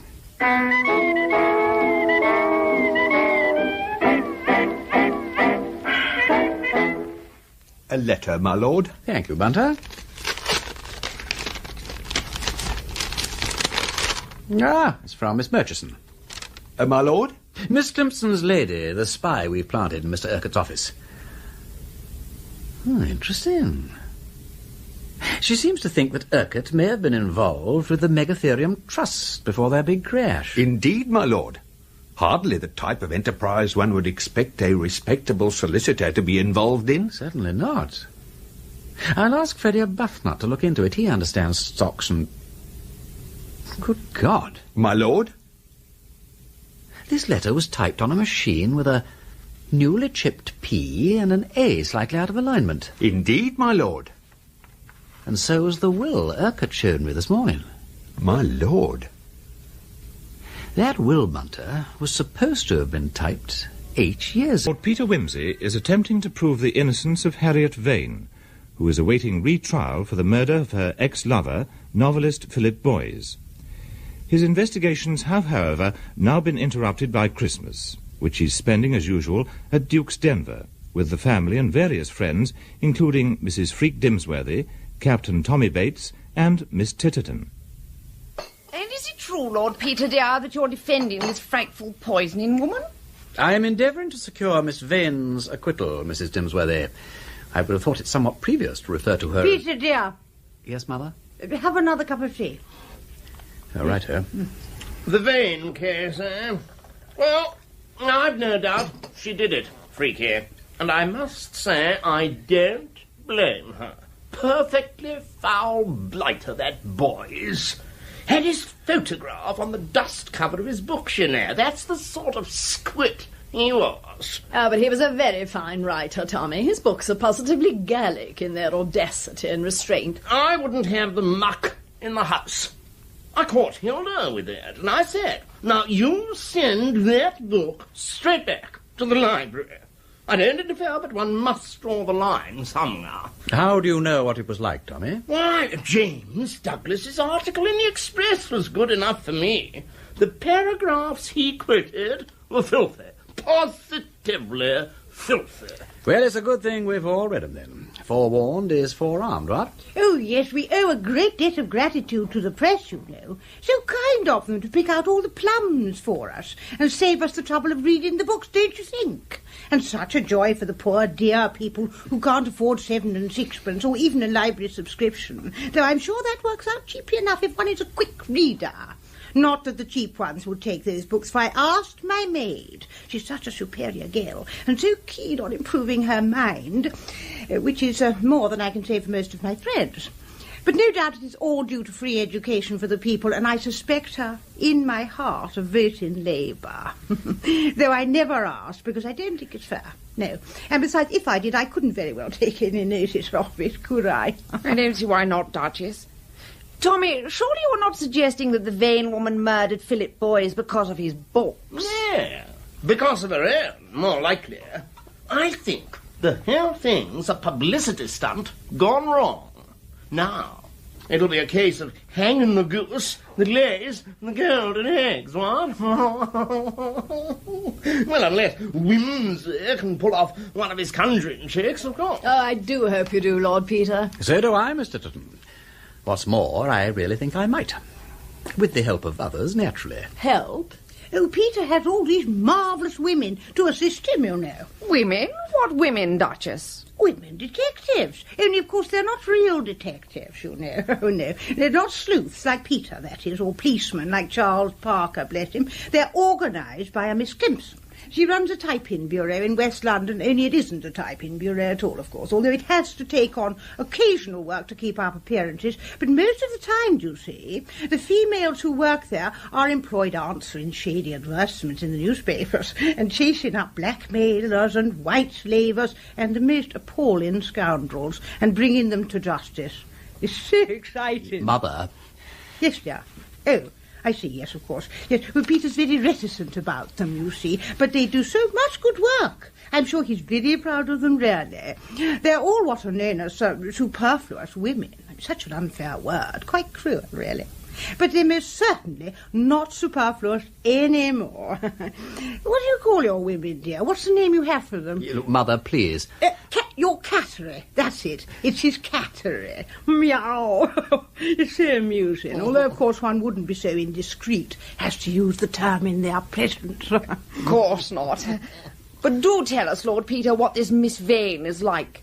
Have you talked to her? I saw in the papers that she'd had hundreds of offers of marriage. Out of one nose into the other. What? You know, Tommy, there are times Peter. Yes, Mater. I do wish, dear, you'd go and see what's happened to Gerald.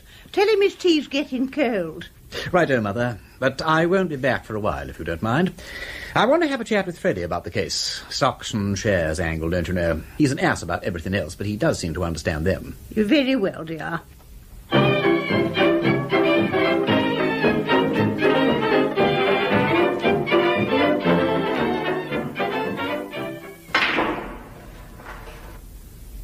Oh, dash it. Never could play billiards. Off you go, Wimsey. Thank you. What do you know about the Megatherium Trust, Freddie? Megatherium? Well, it crashed 3 years ago. Lots of money lost on all sides. What's the Meg got to do with your murder hunt? I don't know. Possibly nothing. But the most hopeful theory so far is that Philip Boyes committed suicide because of financial difficulties.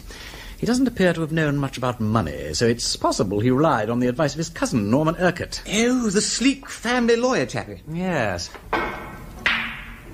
Well, I've now got a spy in Mr. Urquhart's office. A Miss Murchison from my cattery, don't you know? And a very observant woman she is. She overheard a phone call last week and putting two and two together, she thinks it's likely Urquhart was involved with megatherium. No evidence, you understand, just suspicion. So, do you think Boyes could have tried his hand at a bit of speculating and lost a packet? Well, if he did, it would explain a lot. He knew he wasn't going to get anything when his rich old great-aunt died because Urquhart's shown me a draft of her will and she cut him off without a penny. Though I may say that draft is not above suspicion itself, for reasons which I won't bore you with. But, is there any evidence that he could have committed suicide, Peter? Did he have any arsenic? I don't know. But he was seen in a Bloomsbury pub on the night in question, tipping a white powder into a glass of water.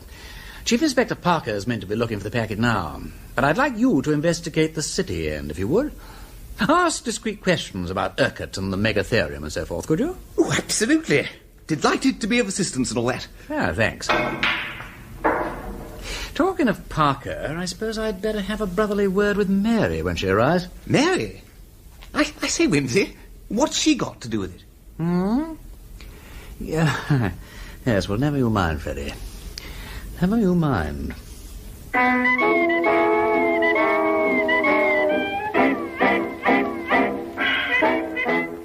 I say, Mary, do you say anything of old Parker these days? I've had dinner with him once or twice when I was in town. Have you? Oh, he's a very decent sort. Reliable, homespun, that sort of thing. Not amusing, exactly. A little solid. As you say, a little solid. I should hate anything upsetting to happen to Parker. He'd take it hard. I mean to say, it wouldn't be fair to muck about with his feelings and so on. Worried, Peter? No. But I'd rather like him to have fair play. Well, I can't very well say yes or no until he asks me, can I? Can't you? Well, not to him. Would upset his ideas of decorum, don't you think? Yes, I suppose it would. But it would probably upset them just as much if he did ask you. He would feel that the mere idea of hearing a butler announce Chief Detective Inspector and Lady Mary Parker would have something shocking about it. It's stalemate, then, isn't it? You could stop dining with him. I could do that, of course. And the mere fact that you don't... I see. Would it be any good if I demanded to know his intentions in the true Victorian manner? Why this sudden thirst for getting your family off your hands, old man? Peter, nobody's being horrible to you, are they? No. Oh, I'm just feeling rather like a benevolent uncle, that's all. Old age creeping on. That passion for being useful which attacks the best of us when we're getting past our prime. Like me with the house decorating. Oh, I designed these pyjamas, by the way. Don't you think they're rather entertaining? I expect Chief Inspector Parker prefers the old-fashioned nightgown. Never mind, I shall be brave and devoted. Here and now I cast off my pyjamas forever. No, not here and now. Respect a brother's feelings. But you'll tell me what I want to know. I am to inform my friend Charles Parker that if he will abandon his natural modesty and propose, you will abandon your pyjams and say yes. Yes. Thank you, Peter.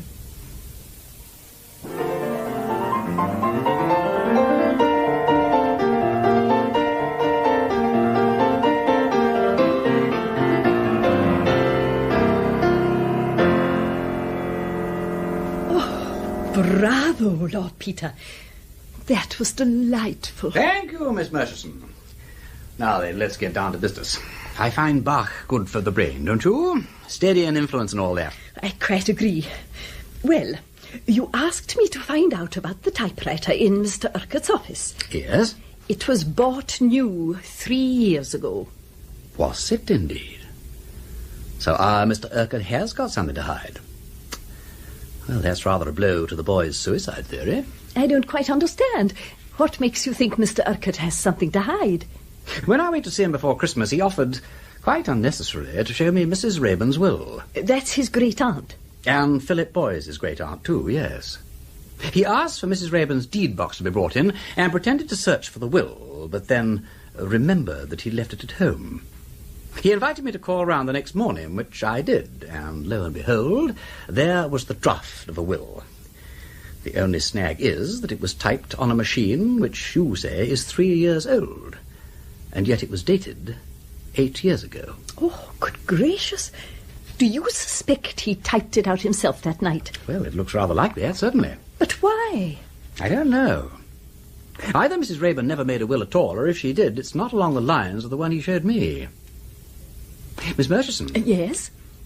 What are your feelings about doing something illegal? In a good cause? In a very good cause. I imagine that if I'm taken up, you will pay any necessary costs. Certainly. And if I go to prison? I don't think it'll come to that. There's a slight risk, I admit, that you might be brought up for attempted theft or for being in possession of safe-breaking tools, but that is the most that could happen. Oh, well, why not? It's all in the game. You mean that? Yes. Splendid. Then what I want you to do is break into Mrs. Rayburn's deed box and look for the real will. Do you want me to steal it? No. Just try to memorize the chief points in it, especially the names of the chief legatee or legatees and of the residuary legatee. I particularly want to know whether anything was left to Philip Boyes. That seems quite straightforward, Lord Peter. Except for one thing. The deed boxes are all locked, and Mr. Urquhart carries the keys with him at all times. Don't you know how to pick a lock? Oh, not in the least, I'm afraid. I often wonder what we go to school for. We never seem to learn anything really useful. Well, I suppose I'd better take you to an expert for some rather intensive training. Should you mind putting your coat on and coming round with me to see a friend?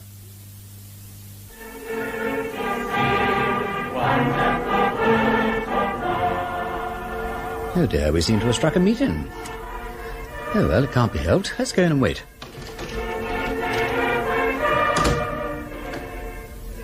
That's our man, Miss Murchison.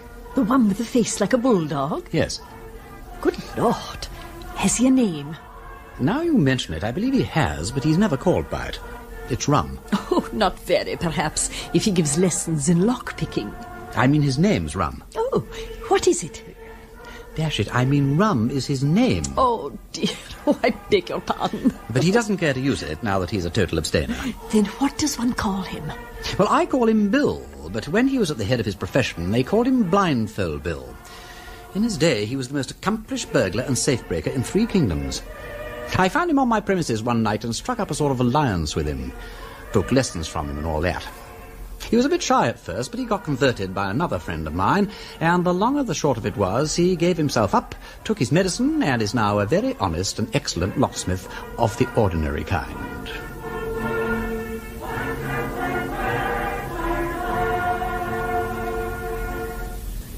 Oh, hello, he spotted us. Hallelujah, hallelujah, welcome, one and welcome home. Brethren, here is a dear brother and sister in the Lord, as is come out of the haunts of the rich and the riotous living of the West End, to join us with singing the songs of Zion. Let us sing and give praise. Hallelujah. We know that many shall come from the east and from the west, and sit down at the Lord's feast, while many that think themselves chosen shall be cast into outer darkness. Therefore, let us not say, because this man wears a shiny eyeglass, that he is not a chosen vessel, or because this woman wears a diamond necklace and rides in a Rolls Royce, she will not therefore wear a white robe and a gold crown in the New Jerusalem. Let us unite now in thanksgiving for heaven's mercies in hymn number 102. And Lord Peter, sir, I'll be with you in a moment.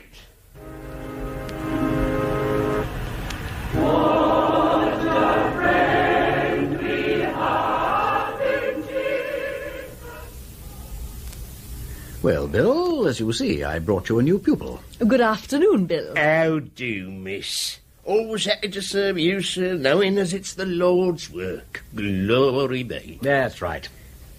Now, Bill, I've got my eye on a solicitor's deed box. Ooh. This lady can get access to it if you can show her the way inside it.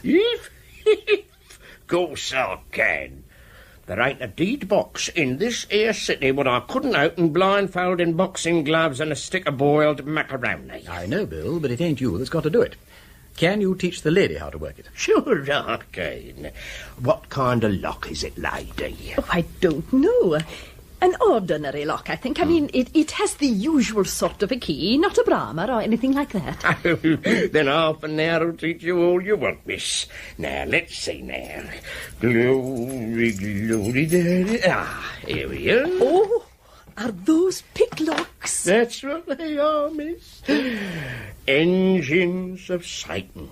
Well, miss, the first thing is to understand the construction of the lock. Oh, yes. Now, just you look here. You hose up the spring, like so. Yes. And then you can thrust the catch back easy. Oh. Just you try that. Oh, thank you. Yes. So... Very good, miss, very good. Now, the difficulty is, of course, that when the lock's in place, you can't use your eyes. Oh, No. But you has your hearing, and you has the feeling in your fingers given you by Providence Praise his name for that purpose. So, what you has to do, miss, is to shut your eyes and see with your fingers like when you've got your spring hooked back sufficient to let the catch go past, like so. Oh. Have a go. Oh, like this. There's it. A bit more. Oh, a bit more. Yes, yes. Yeah, there. Oh. Well done, miss. Lord Peter, sir, I'll tell you something. We got a real cracksman in the making here, sir. A real cracksman.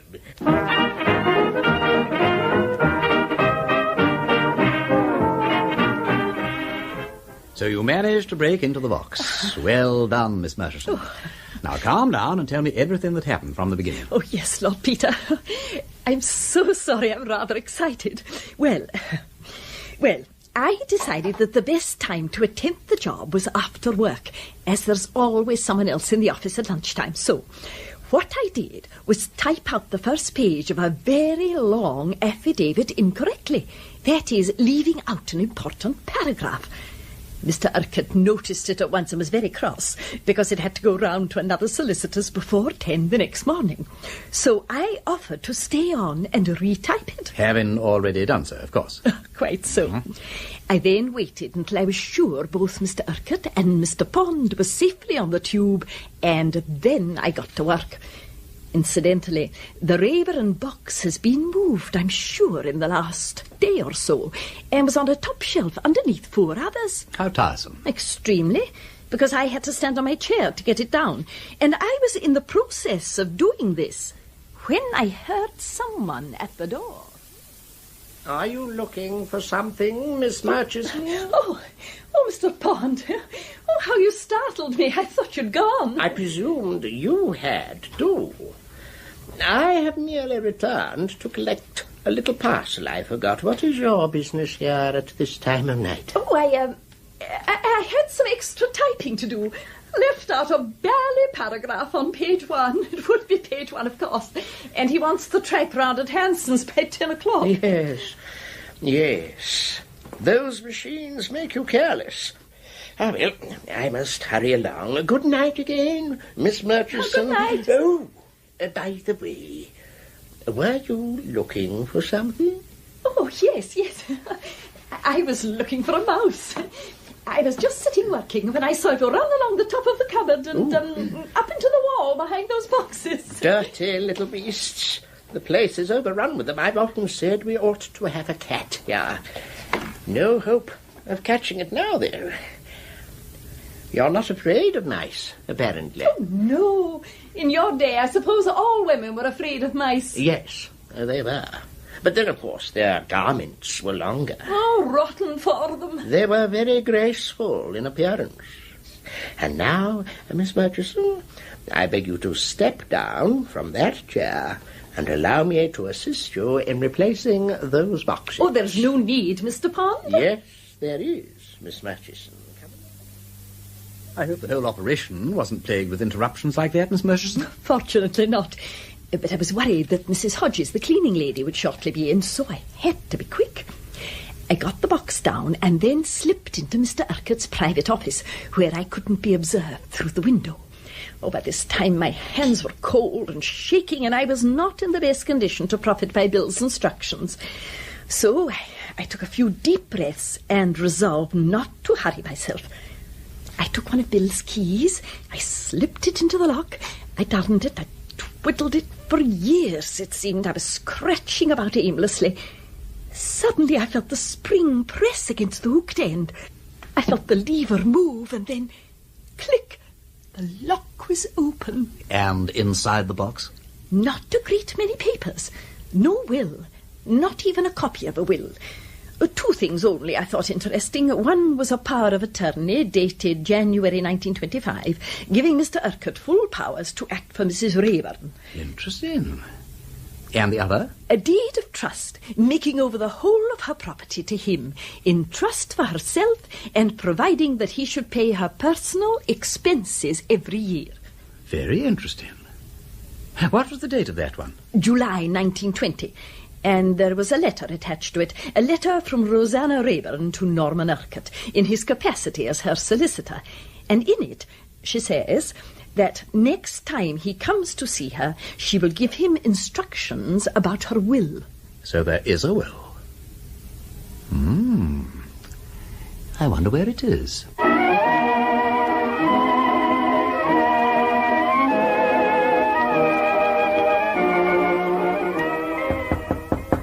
Come in. Peter, come in. You come about Philip Boy's packet of powder? Not this time. I don't suppose you'll hear anything more of that. I don't think it's suicide anyway, after all. No, well, Parker Bird, it's, well, it's a rather more delicate matter. It's about my sister. About Lady Mary? Yes. Yes, I understand she's been going about with you, dining and all that sort of thing, what? Oh. Lady Mary's honoured me on one or two occasions with her company. I didn't think she... I didn't know... That's how I understood it was perfectly... But did you understand? That's the point. You see, Mary's a very nice-minded sort of girl, though I say... I assure you there's no need to tell me that. Do you suppose I should misinterpret her kindness? It's the custom nowadays for women of the highest character to dine unchaperoned with their friends, and Lady Mary's... Look, I'm not suggesting a chaperone. Mary wouldn't stick it for one thing, and I think it's all bosh anyhow. Sylvie and her brother and all that. Now, I suppose that it is my, so to speak, duty to push round and drop the helpful word here and there. I see.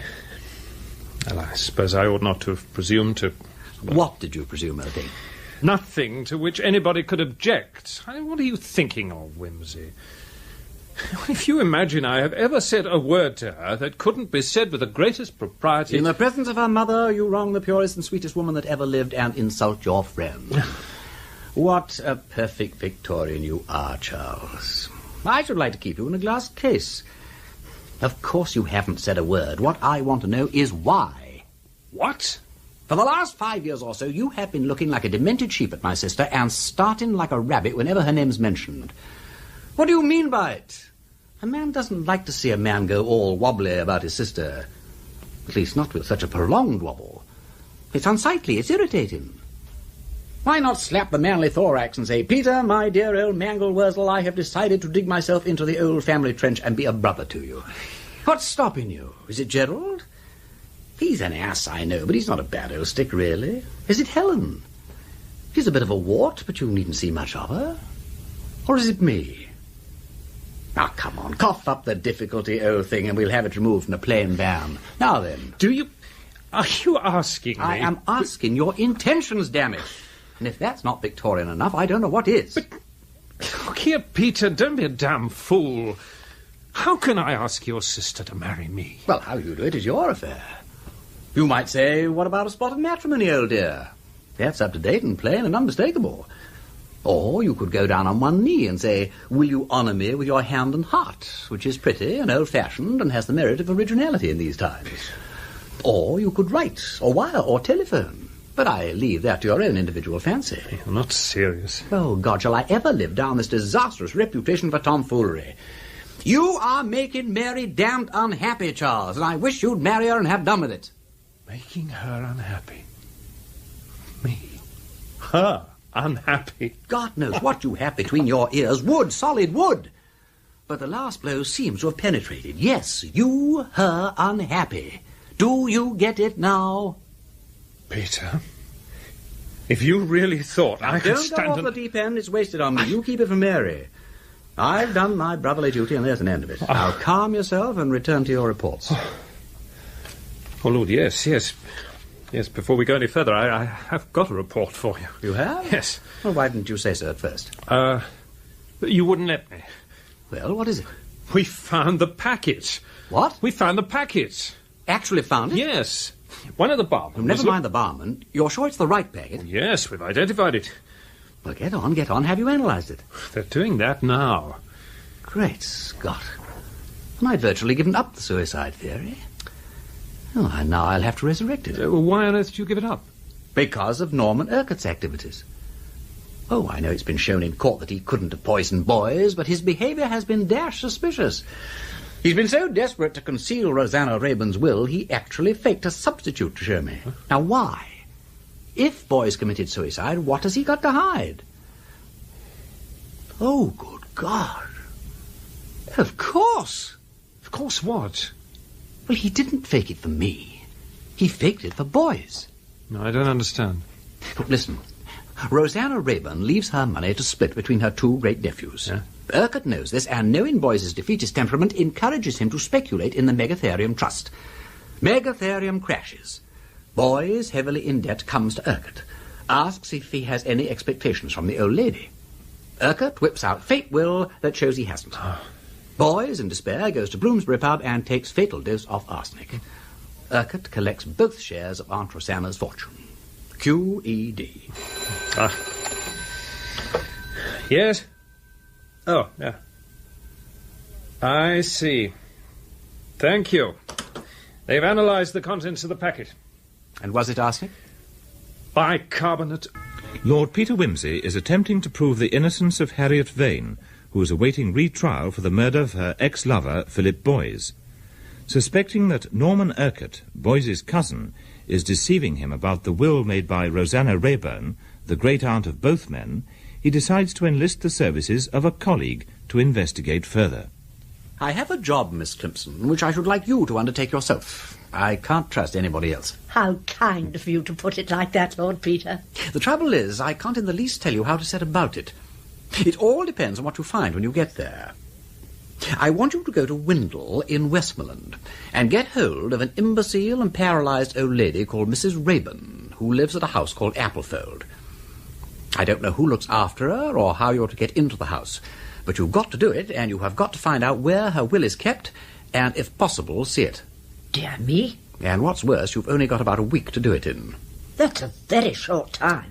Yes, but unless we can give some very good reason for delay, they're bound to take the Vane case almost first thing next sessions. And if I could persuade the lawyers for the defence that there is the least chance of securing fresh evidence, they could apply for a postponement. Freddie Arbuthnot is asking round the city about certain speculations of Urquhart's, and I hope he'll come up with something definite. But until then, I really have nothing that could be called evidence at all. Only the vaguest possible hunch. I see. Well, you may count on me to do my poor best, Lord Peter. I will ask the dear vicar to say a mass of special intention for one engaged in a difficult undertaking. When would you like me to start? At once. Draw on the firm for any money you want, and if you need any special outfit, send me a wire. Thank you, Lord Peter. As usual, you think of everything.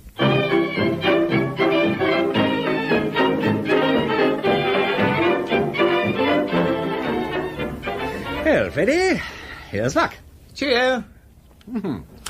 Well, has anything transpired, as the journalists say? I've been sleuthing like stink on the tracks of your man, Wimsey. Really, don't you know, I saw a man yesterday who knows a fellow who had it from a chappie that said Urquhart had been dipping himself a bit recklessly off the deep end. In the Megatherium Trust? Yes. Are you sure? Well, not to say sure, but this man, you see, owes me one, so to speak, for having warned him off the Megatherium before the band began to play. And he thinks if he can get hold of the chappie that knows, well, not the fellow that told him, you understand, but the other one, that he might be able to get something out of him, don't you see? Especially if I was able to put this other chappie in the way of something or other, what? And no doubt you have secrets to sell, Oh, well, I dare say I could make it worth this other chappie's while. Well, push it along, old chap. The sooner we have something definite on Urquhart, the better. Righto.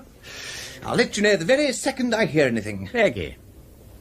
You seem to be a bit down in the dumps, old man. Oh, it's this damned enforced idleness, Freddy. There's nothing I can do at present except wait. Miss Climpson is the one who's living in what she would no doubt call a whirl of activity. Miss Climpson?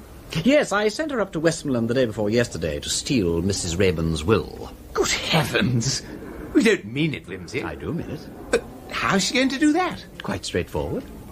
If I know Miss Climpson, she'll start by gossiping wildly with the women in her boarding house, and in the process digging out everything there is to know about Mrs. Rayburn's nurse, down to an accurate physical description. She will then sally forth into the marketplace, as it were, and take coffee or tea at every tea shop in the town until this person appears. And then, probably by employing some mild subterfuge, she will engage the female in conversation. Is that all? For Miss Climpson, Freddy, that is enough. Yes, I think this little parcel must be yours. I picked it up just now in the doorway, and I've asked all the other people in the cafe. No, it isn't mine. Oh, so kind of you, but I have all my parcels here. How very odd. I was sure someone must have dropped it coming in here. I wonder what I'd better do with it. You could hand it to the cashier, in case the owner came here to claim it. Well, now, so I could. Oh, how clever of you to think of it. You suppose me very foolish, but the idea never occurred to me.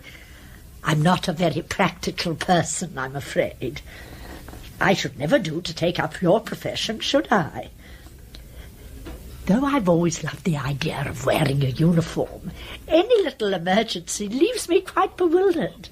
It's largely a question of training, and of self-training too, of course. Won't you sit down? Oh, thank you.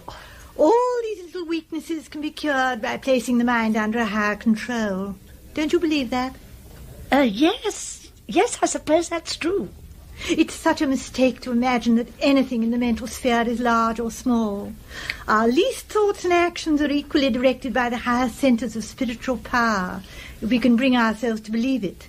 Well, this book I'm reading, Can the Dead Speak, is quite insistent on that point. Oh, are you a student of spiritualism? Oh, I am indeed. Yes, under the guidance of dear Mrs. Craig, who's such a wonderful teacher to me. How interesting. But isn't it a wee bit dangerous?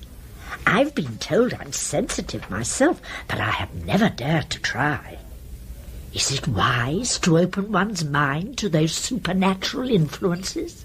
It's not dangerous if you know the right way. Oh, I've had the most marvellous talks with the dear ones who passed over. Really? How interesting. Yes. Unfortunately, I'm not mediumistic myself. Well, not yet, that is. I can't get anything when I'm alone. But Mrs. Craig says that I'm wonderfully sympathetic. We get the most wonderful results when we sit together. I'm sure you do. This Mrs. Craig... Oh, you'd like her. I'm quite certain of that. Unfortunately, she's abroad just now. Is she indeed? Yes. Yes, I quite miss our little sessions. I wonder... You yourself are a medium, you say? I've been told so, yes. Oh, I wonder whether... If we sat together... Oh, well... Oh, I don't really like to. Oh, do. You're such a sympathetic person. I'm sure we should get good results. And the spirits are so pathetically anxious to communicate. Of course, I wouldn't like to try unless I was sure of the person. There are so many fraudulent mediums about. There certainly are. Come up and see me this evening. Oh, now do. We'll have supper together, and then we'll just have one quiet sitting to see whether you really are a medium. Oh, I've no doubt you are. Very well. Thank you. What is your name, by the way? Caroline Booth, Miss Caroline Booth. I'm nurse to an old paralysed lady in the big house along the Kendal Road. Are you? My name is Clemson. I'm staying at Hillside View. Now, do tell me, how do I get to you?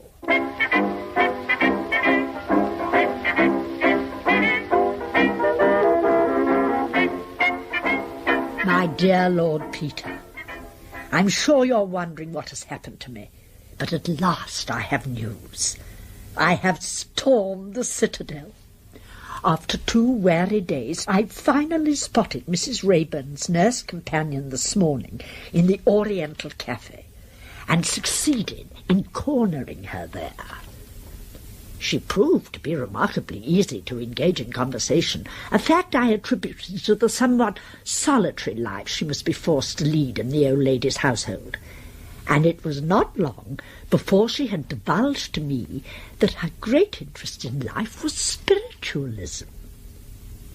My dear Lord Peter, I cannot deny that, when she revealed this, I saw in a single moment of illumination a whole plan complete and perfect in every detail. As a result, tonight Miss Booth and I shall sit together at a séance. Fortunately, years ago, at a most pleasant private little hotel in Bournemouth, I encountered a quaint little man from the Psychical Research Society who instructed me, strictly for amusement, of course, in many of the tricks used by dishonest mediums.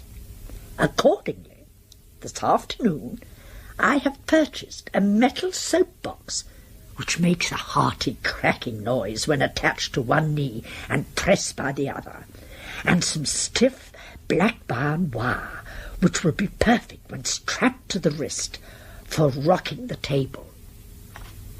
As to the rest of the plan, I will leave it, dear Lord Peter, to your imagination. All I must pray for now is that Miss Booth will leave me alone in her room for long enough for me to glean some useful information about her and her family from photographs and similar mementos. Once I have gained her complete trust, I hope for great things. In haste, yours sincerely, Catherine A. Clemson.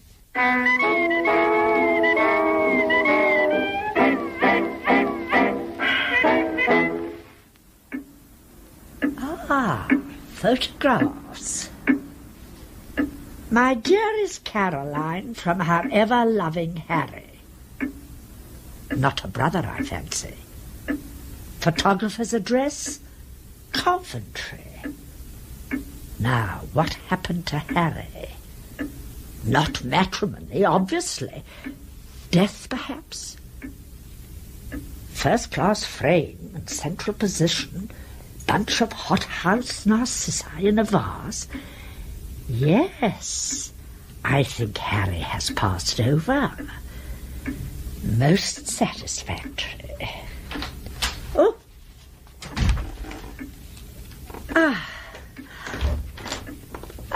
There you are. So sorry to keep you waiting, but the poor old dear's rather restless this evening. Have you given her her supper? Yes, she'll do now for a couple of hours, but I shall have to go up again later. Oh, poor thing. It'll be a happy day for her when she passes over. Now, shall we begin at once? I'm so eager to try. Very well. Well, we usually use this little bamboo table here. Oh, that looks very suitable. Do we sit in the light? Oh, no, not in full light. Mrs. Craig explained to me that the blue rays of daylight or electricity are too hard for the spirits. They shatter the vibrations, you see. So we usually put out the light and sit in the firelight, which is quite bright enough for taking down notes. Now, will you write down or shall I? Oh, I think you'd better, as you're more accustomed to it. Very well. That's not too dark, is it? Oh, no, not at all. Now, which side will you sit?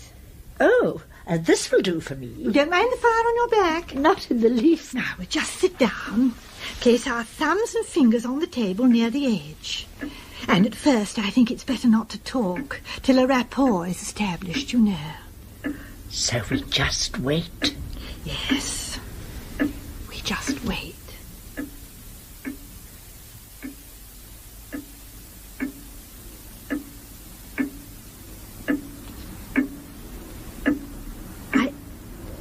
felt something then.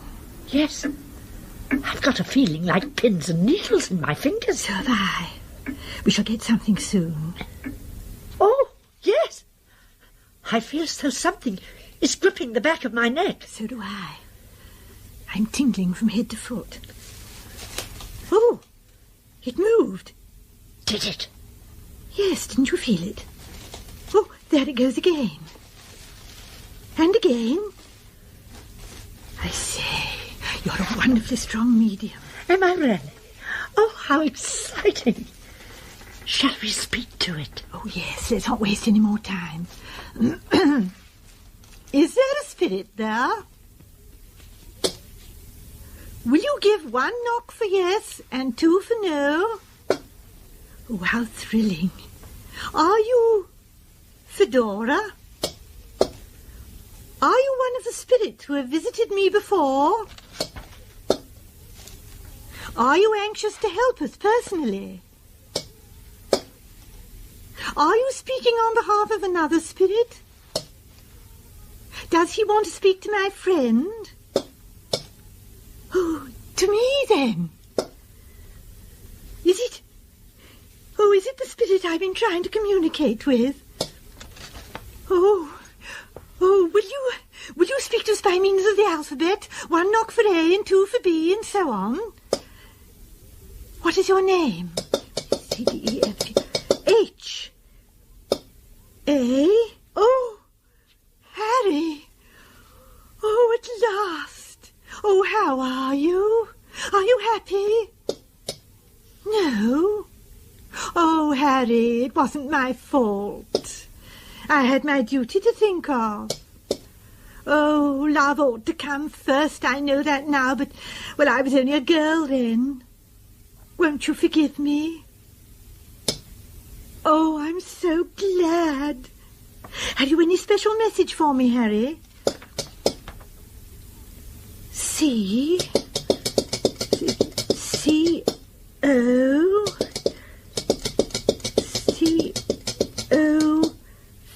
Coventry! Go to Coventry! Oh, it really is you, Harry. You haven't forgotten that dear old joke. Oh, Harry.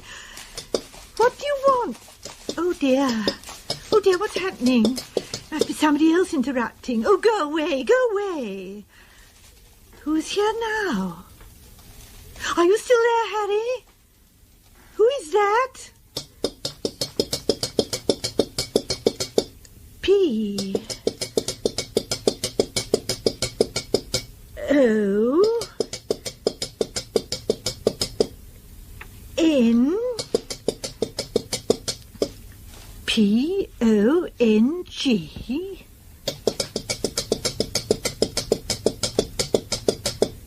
P. O. N. G. O. Pongo. Pongo, who are you? C. Are you our control? Has Harry gone? Oh. Do you want us to stop? Very well. Oh, you're tired, I expect. Well, can we talk to you another time? Good. Well, good night then, Pongo. And thank you. Oh. Ready. Anything to report about Urquhart? Oh, rather, yes. Definite confirmation, all that. He was involved in the Megatherium when it crashed, no doubt about it. And he was in pretty deeply, too. He must have lost a lot of money. Good, that's very satisfactory. So we can tentatively assume he killed Philip Boys in order to get his share of their great-aunt's fortune, too, huh? Ah. Can we? I fancy so. Subject to ratification by Miss Climpson, of course. Oh, yes. How's the old gal doing with her seances? Splendidly. I had another letter this morning.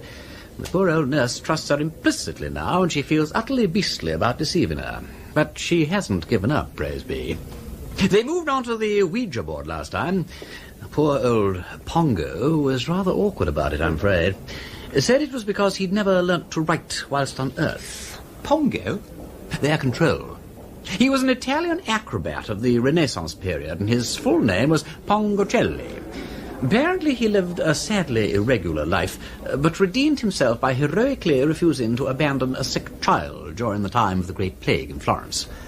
He caught the plague and died of it, and is now working out the period of probation for his sins by serving as a guide and interpreter to other spirits. Touching little story, what? Absolutely. Yes. Miss Kimpson said she was rather proud of it, too.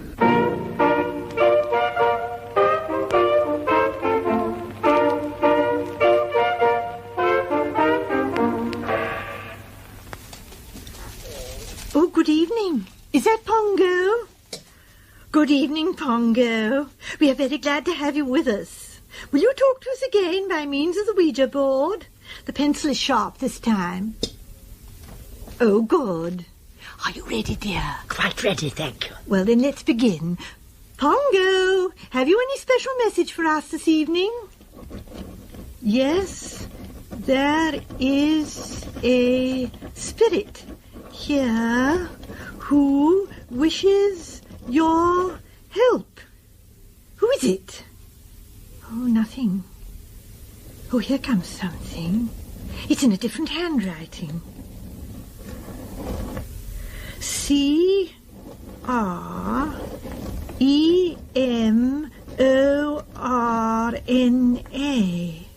Cremona? This is very strange, Miss Climpson. Cremona was Mrs. Rayburn's stage name. Oh, I do hope. Oh, surely she can't have passed away suddenly. She was perfectly comfortable when I left her. Had I better go and see? Perhaps it's another Cremona. But it's such an unusual name. Why not ask who it is? Oh, good idea. Cremona, what is your second name? Garden. Do you mean Cremona Garden? Yes. Have you passed over? Not yet. In exile. Are you still in the body? Neither in the body or out. Waiting. Oh, look, it's Pongo again. When the mind is departed, the spirit waits in exile for the great change. Why can't you understand? Make haste, great difficulties. Oh, we are so sorry, Pongo. Mrs. Rayburn, are you in trouble or something? Great trouble. My will. Her will. Oh, I wonder if she wants to alter it. Mrs. Rayburn, do you want to alter your will? No. That's fortunate, because I don't think it would be legal. What do you want us to do about your will, Mrs. Rayburn? Send it to Norman. To Norman Urquhart? Yes, he knows. He knows what is to be done about it. He wants it. Oh, very well. Can you tell us where to find it? I have forgotten. Search. Oh, dear. Mrs. Rayburn, is it in the house? I tell you, I have forgotten. Deep waters, forgotten. Deep waters, no safety. Failing, failing. Oh, dear, the writing's going. Mrs. Rayburn, please don't go. Try to remember. In the B. B. Yes. What next? B. Oh, it's going. Mrs. Rayburn. Oh, she's stopped. Oh, here's something. Oh, it's Pongo. She has gone. Very tired. Finished. Now. Goodbye. Oh, dear. How dreadfully vexatious. Oh, she said her will was in the B. Now, what could that be? In the bank, perhaps? But it might be. If so, of course, Mr. Urquhart would be the only person who could get it out. Then why hasn't he? She said he wanted it. Of course. Then it must be somewhere in the house. Oh, well, what could B stand for? Oh, dear. Box, bag, bureau. Bed. Well, it might be almost anything. Oh, what a pity she couldn't finish the message. Shall we try again? Or shall we look in all the likely places? Let's look first, and then if we can't find it, we'll try again. Oh, yes, that's a good idea. You'll come and help, won't you? Yes, if you'd like me to. Yes, of course.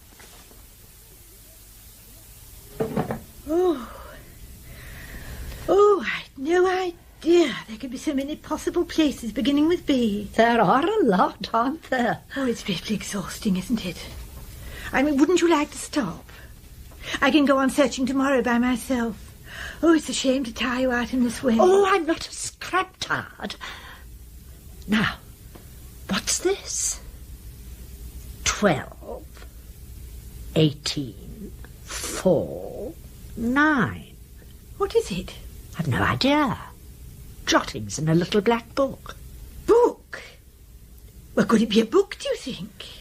Why, of course, yes. It might. Yes, oh, how silly of us not to think of it. In detective stories, wills are always hidden in books. So there you are. Are there many books in the house? Yes, downstairs in the library, thousands and thousands of them. Oh, dear. I suppose we'd better try them then. They're just the sort of books to hide wills in. Oh, come along. Well, it's funny, isn't it?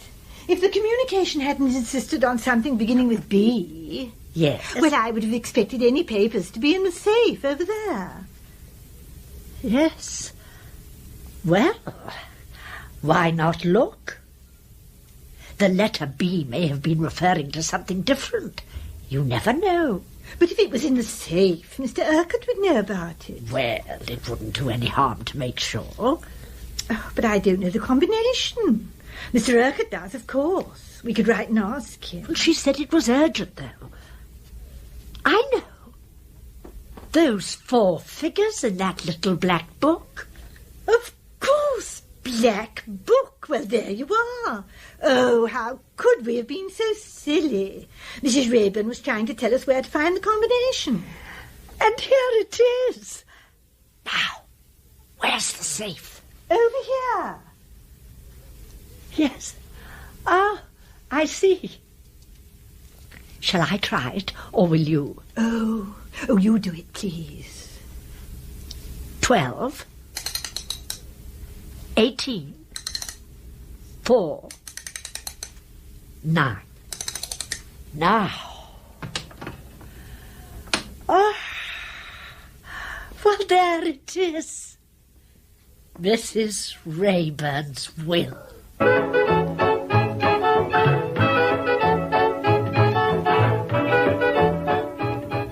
And there it was, Freddie, in a long, sealed envelope. Ha! Capital, capital. I say, deuce smart of the old gal to choose the letter B, what? Covers almost anything. Except safe. Yes. Well, don't keep me in suspense, old man. What did the will say? I'll read you the relevant passage. Miss Clemson writes as follows. The property consists of real estate, the house and grounds, and a personalty. Am I not good at legal terms? Which I am not able to calculate exactly, but the gist of it all is this. The real estate is left to Philip Boys absolutely. Now, wait. £50,000 is left to Philip Boys also in cash. I say. The remainder, is not this called the residue, is left to Norman Urquhart, who is appointed sole executor. Well. The real estate and 50,000. Worth murdering for what? Undeniably. As residuary legatee, Urquhart now stands to get the lot. We may not know how he killed Philip Boys yet, but by golly, at least we know why. So, where's the will now, Peter? It's been sent on to Urquhart, as requested by the exiled spirit. It should have arrived at his office first post this morning. But won't he destroy it? Oh, you could be right. Could I? Yes. Without that will, I doubt whether it would be possible to convict Urquhart of murder. And what would you rather be convicted of? Murder? Or a charge of tampering with a will? Well... Precisely. I must telephone Miss Murchison at once. Lord Peter Wimsey has fallen in love with Harriet Vane, who is awaiting retrial for the murder of her former lover, Philip Boys. Convinced Boys was in fact murdered by his cousin, Norman Urquhart, for his share in their great-aunt, Mrs. Raeburn's fortune, Wimsey has suddenly realized that Urquhart now has the opportunity to destroy vital evidence against him. Urquhart and Sons solicitors? Miss Murchison, is that you, Peter Wimsey here? Oh, good morning, Lord Peter. Is anybody in the office? Can you talk? Oh, yes, it's quite all right. Mr. Pond's in with Mr. Urquhart. Good. Is the will safe? Mrs. Raeburn's will? I think so, yes. Urquhart hasn't destroyed it? Not so far as I know. Ah. It arrived from Windle this morning, and Mr. Pond opened the envelope and took the will into Mr. Urquhart. But what did he do with it? Oh, I think he just hid it away. About 2 minutes after Mr. Pond had come out, I pretended to have a query about a letter I was typing and walked straight into Mr. Urquhart's office. He was at the mantelpiece, but as soon as he heard me, he leapt guiltily back to his desk and stuffed a piece of Turkish delight into his mouth. Oh, he's always eating that stuff, you know. Trying to distract your attention from something, what? Yes, Uh-huh. unsuccessfully, though. Above the mantelpiece was a curious dark line which I'm sure isn't normally there, and I think it was a secret panel he hadn't slid back properly. In other words, a hidden cupboard? Yes. Very interesting. Could you break into it, do you think, Miss Murchison? Oh, I don't see why not. I still got Bill Rum's picklocks, and I haven't forgotten what he taught me about breaking into the deed box. Would you like me to have a go? I would, yes. Then I'll see what I can do after everyone's gone this evening. Splendid. And come round to my flat when you've finished. I'm having a conference this evening with Chief Inspector Parker and Freddie Arbuthnot to discuss all aspects of the case. Oh, very well. I'll have to go now. Mr. Pond is coming back. Goodbye, Lord Peter. Goodbye, Miss Murchison, and good luck.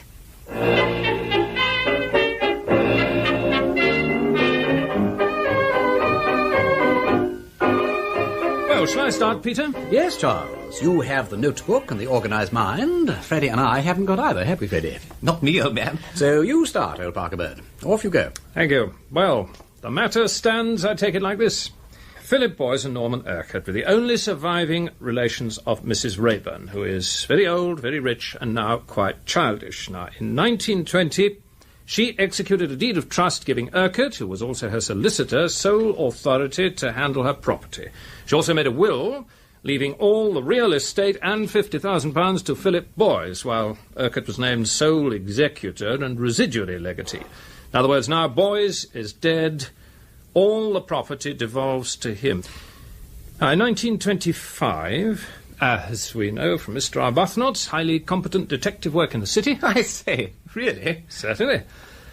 Urquhart took the dangerous step of plunging into speculation. He made mistakes, he lost money, he plunged more deeply to recover himself, and was involved to a large extent in the great crash of Megatherium Trust Limited. Now, in 1929, just about the time that Philip Boys and Harriet Vane quarrelled, Mrs. Raeburn had a serious attack of illness and nearly died. The danger passed, but it might recur at any moment. You can see the temptation for Urquhart. If only his cousin weren't alive, he'd be able to clear his debts as soon as the old girl went. So what happens? Almost immediately afterwards, we find him becoming friendly with Philip Boys and inviting him to stay at the house. While living there, Boys has 3 attacks of illness, attributed by his doctor to gastritis, but equally consistent with arsenic poisoning. However, in June 1929, Philip Boys goes away to Wales and his health improves. Yeah, that'll be Miss Murchison. Bunter will let her in. Carry on, Charles. Yeah, well, while Boys is absent, Mrs. Raeburn has another alarming attack, and Urquhart hastens up to Windle, possibly with the idea of destroying the will if the worst happens. It doesn't happen, and he comes back to London in time to receive Boys on his return from Wales. And that night, Boys is taken ill with symptoms similar to those of the previous spring, but much more violent. After 3 days, he dies. Now, Miss Murchison, my lord. Lord Peter. Have you met Chief Inspector Parker? How do you do, The Honourable Ferrier Buffmont? How do you do? No, hello. Lord Peter. I think the messenger has brought news. Look, the eyes glitter wildly. The expression is anxious. The lips are parted. The fingers fumble with the clasp of the bag. The symptoms point to an acute attack of communicativeness. Tell us the worst, Miss Murchison. The will has been destroyed. Oh, no. It's quite safe. But I found out why Philip Boyce was murdered. Curiouser and curiouser. I thought that was the one thing we knew already. Sit down, dear lady, and explain. Oh, thank you. Well, I broke into Mr. Urquhart's cupboard without much difficulty. You broke in? It's all right, Charles. Officially, you didn't hear that. Carry on, Miss Murchison. Yes, well, I checked first that the will was still there, and it was. So then I looked at the other papers, and they turned out to be receipts for security, share certificates, and so on. But the names seemed familiar. Then I remembered where I'd seen them before, on Mrs. Rayburn's deed of trust. Lord Peter, Mr. Urquhart raised money for his speculations in the Megatherium Trust by using Mrs. Rayburn's money as security. Golly. So he not only lost all his own money, but all hers as well. Yes, and that's a criminal offence, isn't it? Abusing your position as trustee. It most certainly is, yes. I say it jolly well is. And you're quite right, Miss Murchison. That, of course, is why it was essential to have Philip Boyce out of the way before Mrs. Rayburn died. Urquhart was quite safe while she was alive. He only had to pay her household bills and so on, and he had a power of attorney to do that. But as soon as she shuffled off this mortal thingamy, he'd have to account to the other heir, i.e. Boyce, for the capital he'd misappropriated. Well done, Miss Murchison. A first-class motive for murder. Thank you. There is something else as well. Indeed?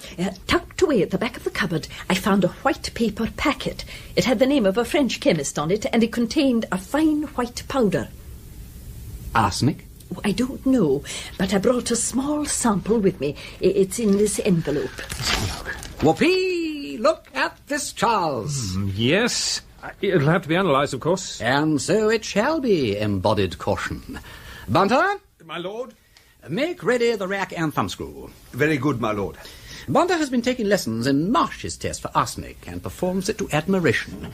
You know all about that too, don't you, Charles? Enough for a rough test. Carry on then, Bunter. Thank you, my lord.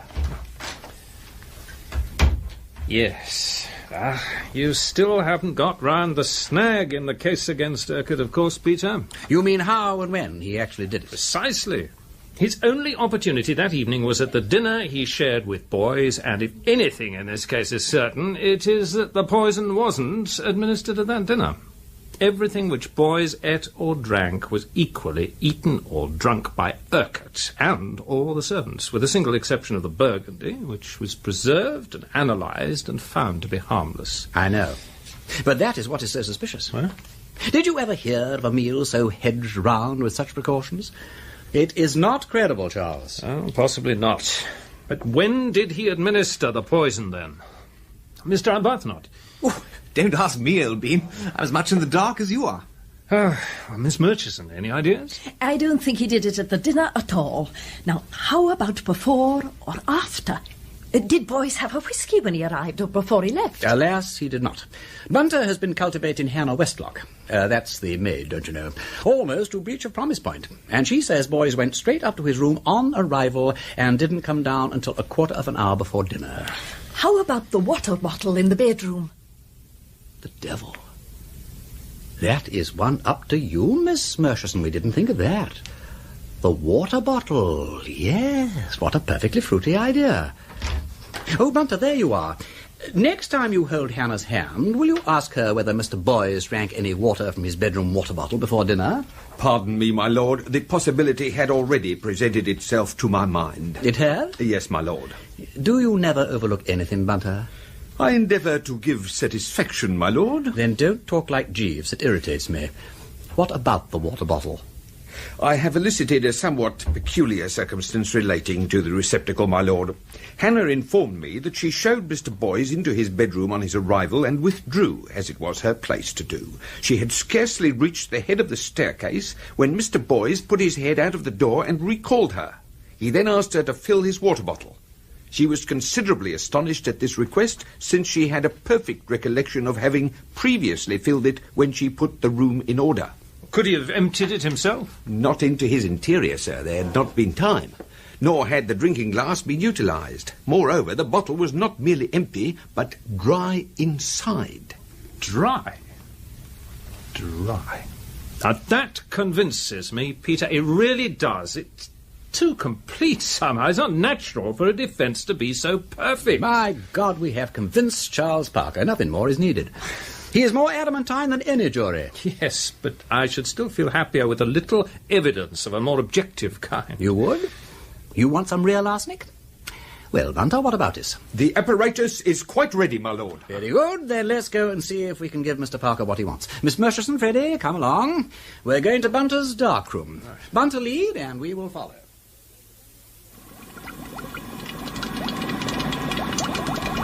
You will perceive, my lord, that the apparatus is free from contamination. I see nothing at all. That, as Sherlock Holmes would say, is what you may expect to see when there is nothing there. Charles, will you pass the water, the flask, and the tube, old Uncle Tom Cobley and all, as being arsenic-free? I will. Wilt thou love, cherish, and keep her in sickness or in health? I'm so sorry. Turned over 2 pages at once. Where's that powder? Miss Murchison, you identify this sealed envelope as being the one you brought from the office, complete with mysterious white powder from Mr. Urquhart's secret hoard? I do. Kiss the book. Thank you. Now then, the presence of arsenic will be revealed, if at all, by a thin silver stain on the part of this tube in the Bunsen flame. Ready, Bunter? Yes, my lord. So we now shoot in some of the powder. There it goes. And here it comes. Oh, lovely, lovely. Is that really arsenic, Lord Peter? I hope so. It's either arsenic or antimony. Allow me, my lord. The addition of a small quantity of solute chlorinated lime should decide the question beyond reach of cavil. It's going. It's gone. It's all dissolved. That proves it's arsenic, all right. Well, of course it is arsenic, didn't I tell you? Is that all? Oh, isn't it enough?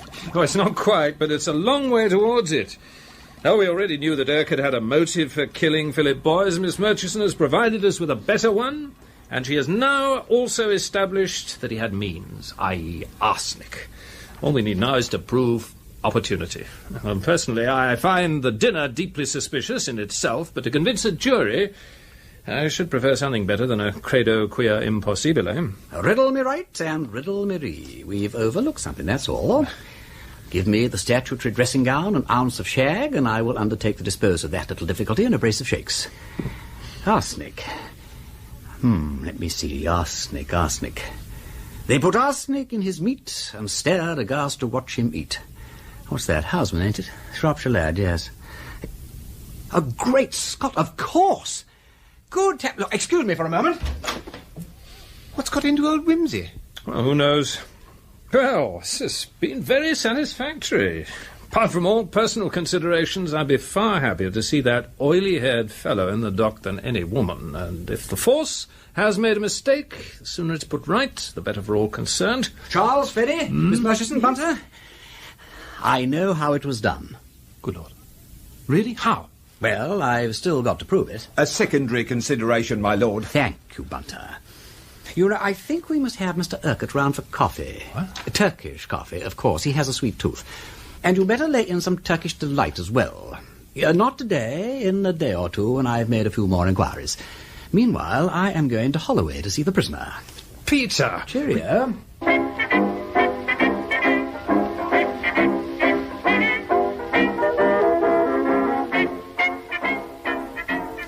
Then you won't marry me? No. It wouldn't be fair to you. And besides... Well? I'm frightened of it. One couldn't get away. I'll live with you, if you like, but I won't marry you. But that sort of thing doesn't always work. Dash it all, you ought to know. Oh, I'm sorry. Forgive me alluding to it and all that, but it's frightfully inconvenient. And one has as many rows as if one was married. I know that. But you could cut loose any time you wanted to. But I shouldn't want to. Oh, yes, you would. You've got a family and traditions, you know. Caesar's wife and that sort of thing. Last Caesar's wife. And as for the family traditions, they are on my side for what they're worth. Anything a Wimsey does is right, and heaven help the person who gets in the way. We've got a damned old family motto about it. I hold by my Wimsey, and quite right, too. Who's to stop me? I suppose they can't stop you, but they can disapprove of me. I am working on that. My sister Mary has just become engaged to Chief Inspector Parker. What? Yes, I know he arrested you, but he's got a good side, too. The fact is, I'm hoping their betrothal will help to let Helen down by degrees. My sister-in-law, don't you know, most frightful snob. My brother Gerald won't give a damn one way or the other. Oh, he'll huff and puff a bit, but he won't care. Not so long as Helen doesn't nag him about it. It'll be all right. So you won't have to stink abroad with your impossible wife and live at obscure continental watering places like people in Victorian novels? Certainly not. They'll even forget I've had a lover? My dear child, they're forgetting that kind of thing every day. They're experts at it. And were supposed to have murdered him? And were triumphantly acquitted of having murdered him, however greatly provoked. Well, I won't marry you then. If people can forget all that, they can forget we're not married. Oh, yes, they could, but I couldn't, that's all. We don't seem to be progressing very fast with this conversation. I take it the general idea of living with me doesn't hopelessly repel you? No, but... Oh, it's all so preposterous. How can I say what I should or shouldn't do if I were free and certain of surviving? Why not? I can imagine what I should do, even in unlikely circumstances, whereas what happens to you in court next week really is a dead cert. Straight from the stables. Well, I can't. Oh, please do stop asking me. I don't know. I can't think. I can't see beyond the next few weeks. I only want to get out of this and be left alone. All right.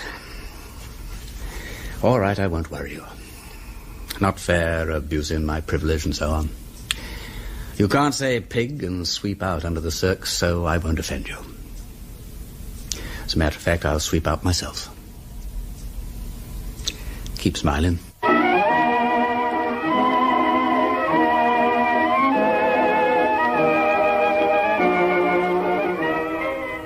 More coffee, Mr. Urquhart? Or another piece of Turkish delight, perhaps? No, thank you very much. All I desire now, Lord Peter, is that you should finish your extraordinary statement so that I may deny it and go. I'm so sorry. I'm taking too long coming to the point, what? Well, slow but sure is the motto of yours faithfully. If I have so far taken up 70 minutes of your valuable time, believe me, it has not been unprofitably spent. You may think so. But allowing that all this preposterous story were true, which, as I say, I most emphatically deny, I should be greatly interested to know how you imagine that I administered the arsenic to my cousin. Very well, Mr. Urquhart. Let us ignore, then, all courses of that dinner previous to the last one. That is to say, the soup, the turbot, and the casserole chicken, since they were all consumed not just by yourself and boys, but also by Mrs. Pettycam and Hannah. Let us, in other words, Mr. Urquhart, concentrate on the jam omelette. Nobody but yourself and Philip partook of that omelette. Quite so. I need not trouble to deny it. But you will bear in mind that I did partake of it, without ill effects. And moreover, that my cousin made it himself at the table. So he did.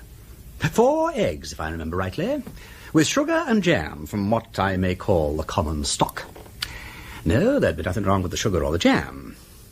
I believe I'm right in saying that one of the eggs was cracked when it came to the table. Possibly, I don't remember. No? Well, you're not on oath. But Hannah Westlock remembers that when you brought the eggs in, you mentioned that one was cracked, and particularly desired that it should be used for the omelette. In fact, you yourself put it in the bowl for that purpose. What about it? Well, it is not difficult to introduce powdered arsenic into a cracked egg. Are you suggesting that in the whisking together of 4 eggs, one particular poisoned egg was somehow kept miraculously separated from the rest? There seem to be some flaws in your theory, Lord Peter, as well as in the egg. I haven't finished my theory yet. My next bit of it is built up from very trifling indications. Your disinclination to drink at dinner, your complexion, a few nail parings I acquired from your manicurist, a snipping or so from your very well-kept hair. I put these together, add a packet of white arsenic from the secret cupboard in your office, rub the hands a little, so, and produce hemp, Mr. Urquhart, hemp. I don't understand you. Oh, you know, hemp. What they make ropes of. Great stuff, hemp. Yes, well, about the arsenic. As you know, it's not good for people in a general way, but there are some people, those tiresome peasants in Styria one hears so much about, for instance, who are supposed to eat it for fun. It improves their wind, so they say, and clears their complexions and makes their hair sleek. You must use solid arsenic, I understand, but if you do, and take a little bigger dose day after day, in time, the doings, or what an old lady I knew in Norfolk called the tubes, get used to it. And you can take 6 or 7 grains at a time without so much as a touch of indigeagas. Very interesting. Isn't it? Of course, you mustn't drink for 2 or 3 hours afterwards for fear of washing the beastly stuff into the kidneys and poisoning them. But if you're careful about that, you can more or less immunize yourself. Well, Mr. Urquhart, you have a nice, clear complexion, except that I notice the arsenic has pigmented the skin here and there. It does sometimes. And you've got sleek hair and so on. And you were careful not to drink at dinner. And as I say, I've been in touch with your manicurist and barber and got specimens from them and had them analysed and all that. And what do you think? They're bung full of arsenic. Suspicious, what? I can only suggest, Lord Peter, that you should be careful before you communicate this ludicrous theory to anybody. To give out that I am addicted to drug-taking habits is slander and criminal. It is quite true that I have for some time been taking a medicine which contains slight traces of arsenic. My doctor can furnish the prescription. And that may very likely have left a deposit in my skin and hair. But further than that, there is no foundation for this monstrous allegation. None? None. Then how is it that you have this evening consumed, without apparent effect, a dose of arsenic sufficient to kill 2 or 3 ordinary people? That disgusting sweetmeat on which you have been gorging yourself, in, I may say, a manner wholly unsuited to your age and position, is smothered in white arsenic. You ate it, God forgive you, an hour and a half ago. If arsenic can harm you, you should have been rolling about in agonies for the last hour. You devil! Couldn't you try to get up a few symptoms? Shall I bring you a basin or fetch the doctor? Does your throat burn? Is your inside convulsed with agony? It's rather late in the day, but with a little goodwill you could surely produce some display of feeling even now. You're lying. You wouldn't dare to do such a thing. It would be murder. Not in this case, I fancy. But I'm willing to wait and see. You... Yes, I wouldn't use violence if I were you. Let the poisoner stick to his bottle. Besides, I'm armed. Pardon the melodrama. Are you going to be sick or not? You're mad. Don't say that. Now, come, man, pull yourself together, have a shot at it. Shall I show you the bathroom? I'm ill. Well, of course, but your tone is not convincing. It's the 3rd door on the left. Bunter? My lord? I think Mr. Parker may require some assistance in the bathroom. Very good, my lord. Wait a minute! Oh, come back! Don't bother. It seems to be under control. All right. Yes, Charles? He wasn't sick. Didn't even try to be. Ran straight in and tried to get out of the window. When he saw it was a 3-story drop, he charged out through the dressing room door and ran slap bang into my 2 constables. All right, Benson. You can take him downstairs. Yes, sir. By the way, Peter, I don't suppose you did actually poison him, did you? I mean, it doesn't seem to have hurt him, but it'll affect the doctor's report. No, I didn't, as a matter of fact. I only wanted to see how he'd react to the suggestion. There was a king reigned in the East, Charles, if I may quote Husband again, who took every poison known to man so that nobody else could poison him. They put arsenic in his meat and stared aghast to watch him eat. They poured strychnine in his cup and shook to see him drink it up. I tell the tale that I heard told. Mithridates, he died old. But I doubt it, old Parker Bird, in this case. I doubt it very much.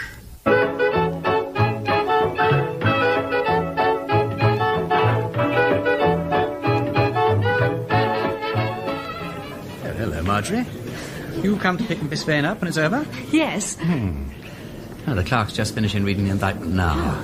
Oh, here comes the Attorney General. Millard, I am instructed that the Crown offers no evidence against this prisoner. Mr. Attorney, do I understand that the charge against the prisoner is withdrawn? Those are my instructions, my lord.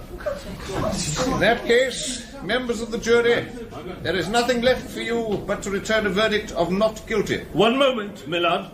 Yes, Sir Impey? My lord, on my client's behalf, on Miss Vane's behalf, my lord, I beg your indulgence for a few words. A charge has been brought against her, my lord, the very awful charge of murder. And I should like to make it clear, my lord, that my client leaves this court without a stain upon her character. I understand, my lord, that further information has come to the police which definitely proves the innocence of my client. I also understand, my lord, that a further arrest has been made, and an inquiry will follow, my lord, in due course. My lord, this lady must go forth into the world acquitted, not only at this bar, but at the bar of public opinion. Any ambiguity would be intolerable.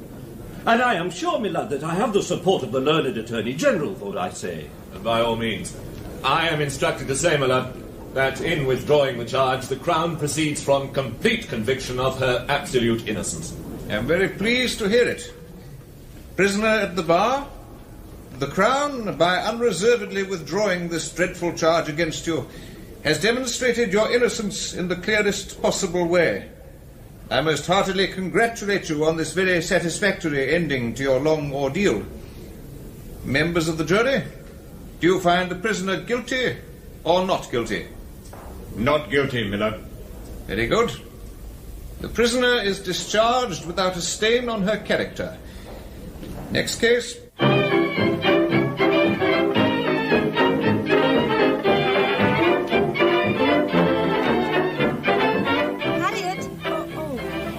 Marjorie. Congratulations. 3 loud cheers. Thank you. I've got a taxi. Good.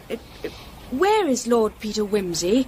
I must thank him. No, you won't. He drove off just now with his brother, the Duke of Denver. Oh. Don't worry, he'll come and see you. I don't think he will. Oh. Too decent, you mean? Yes. Perhaps you're right. Yes, I think you are right. He won't do the King Cophetua stunt.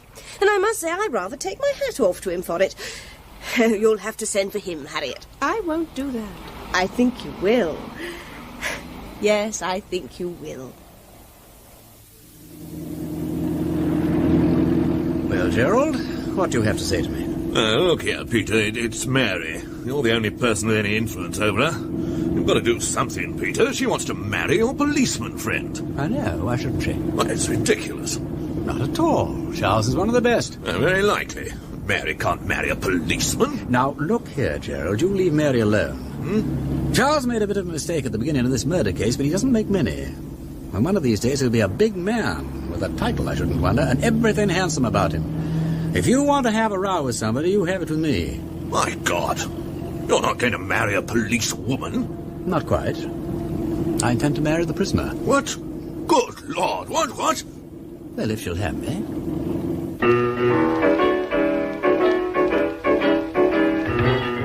In the last episode of Strong Poison, the parts were played as follows.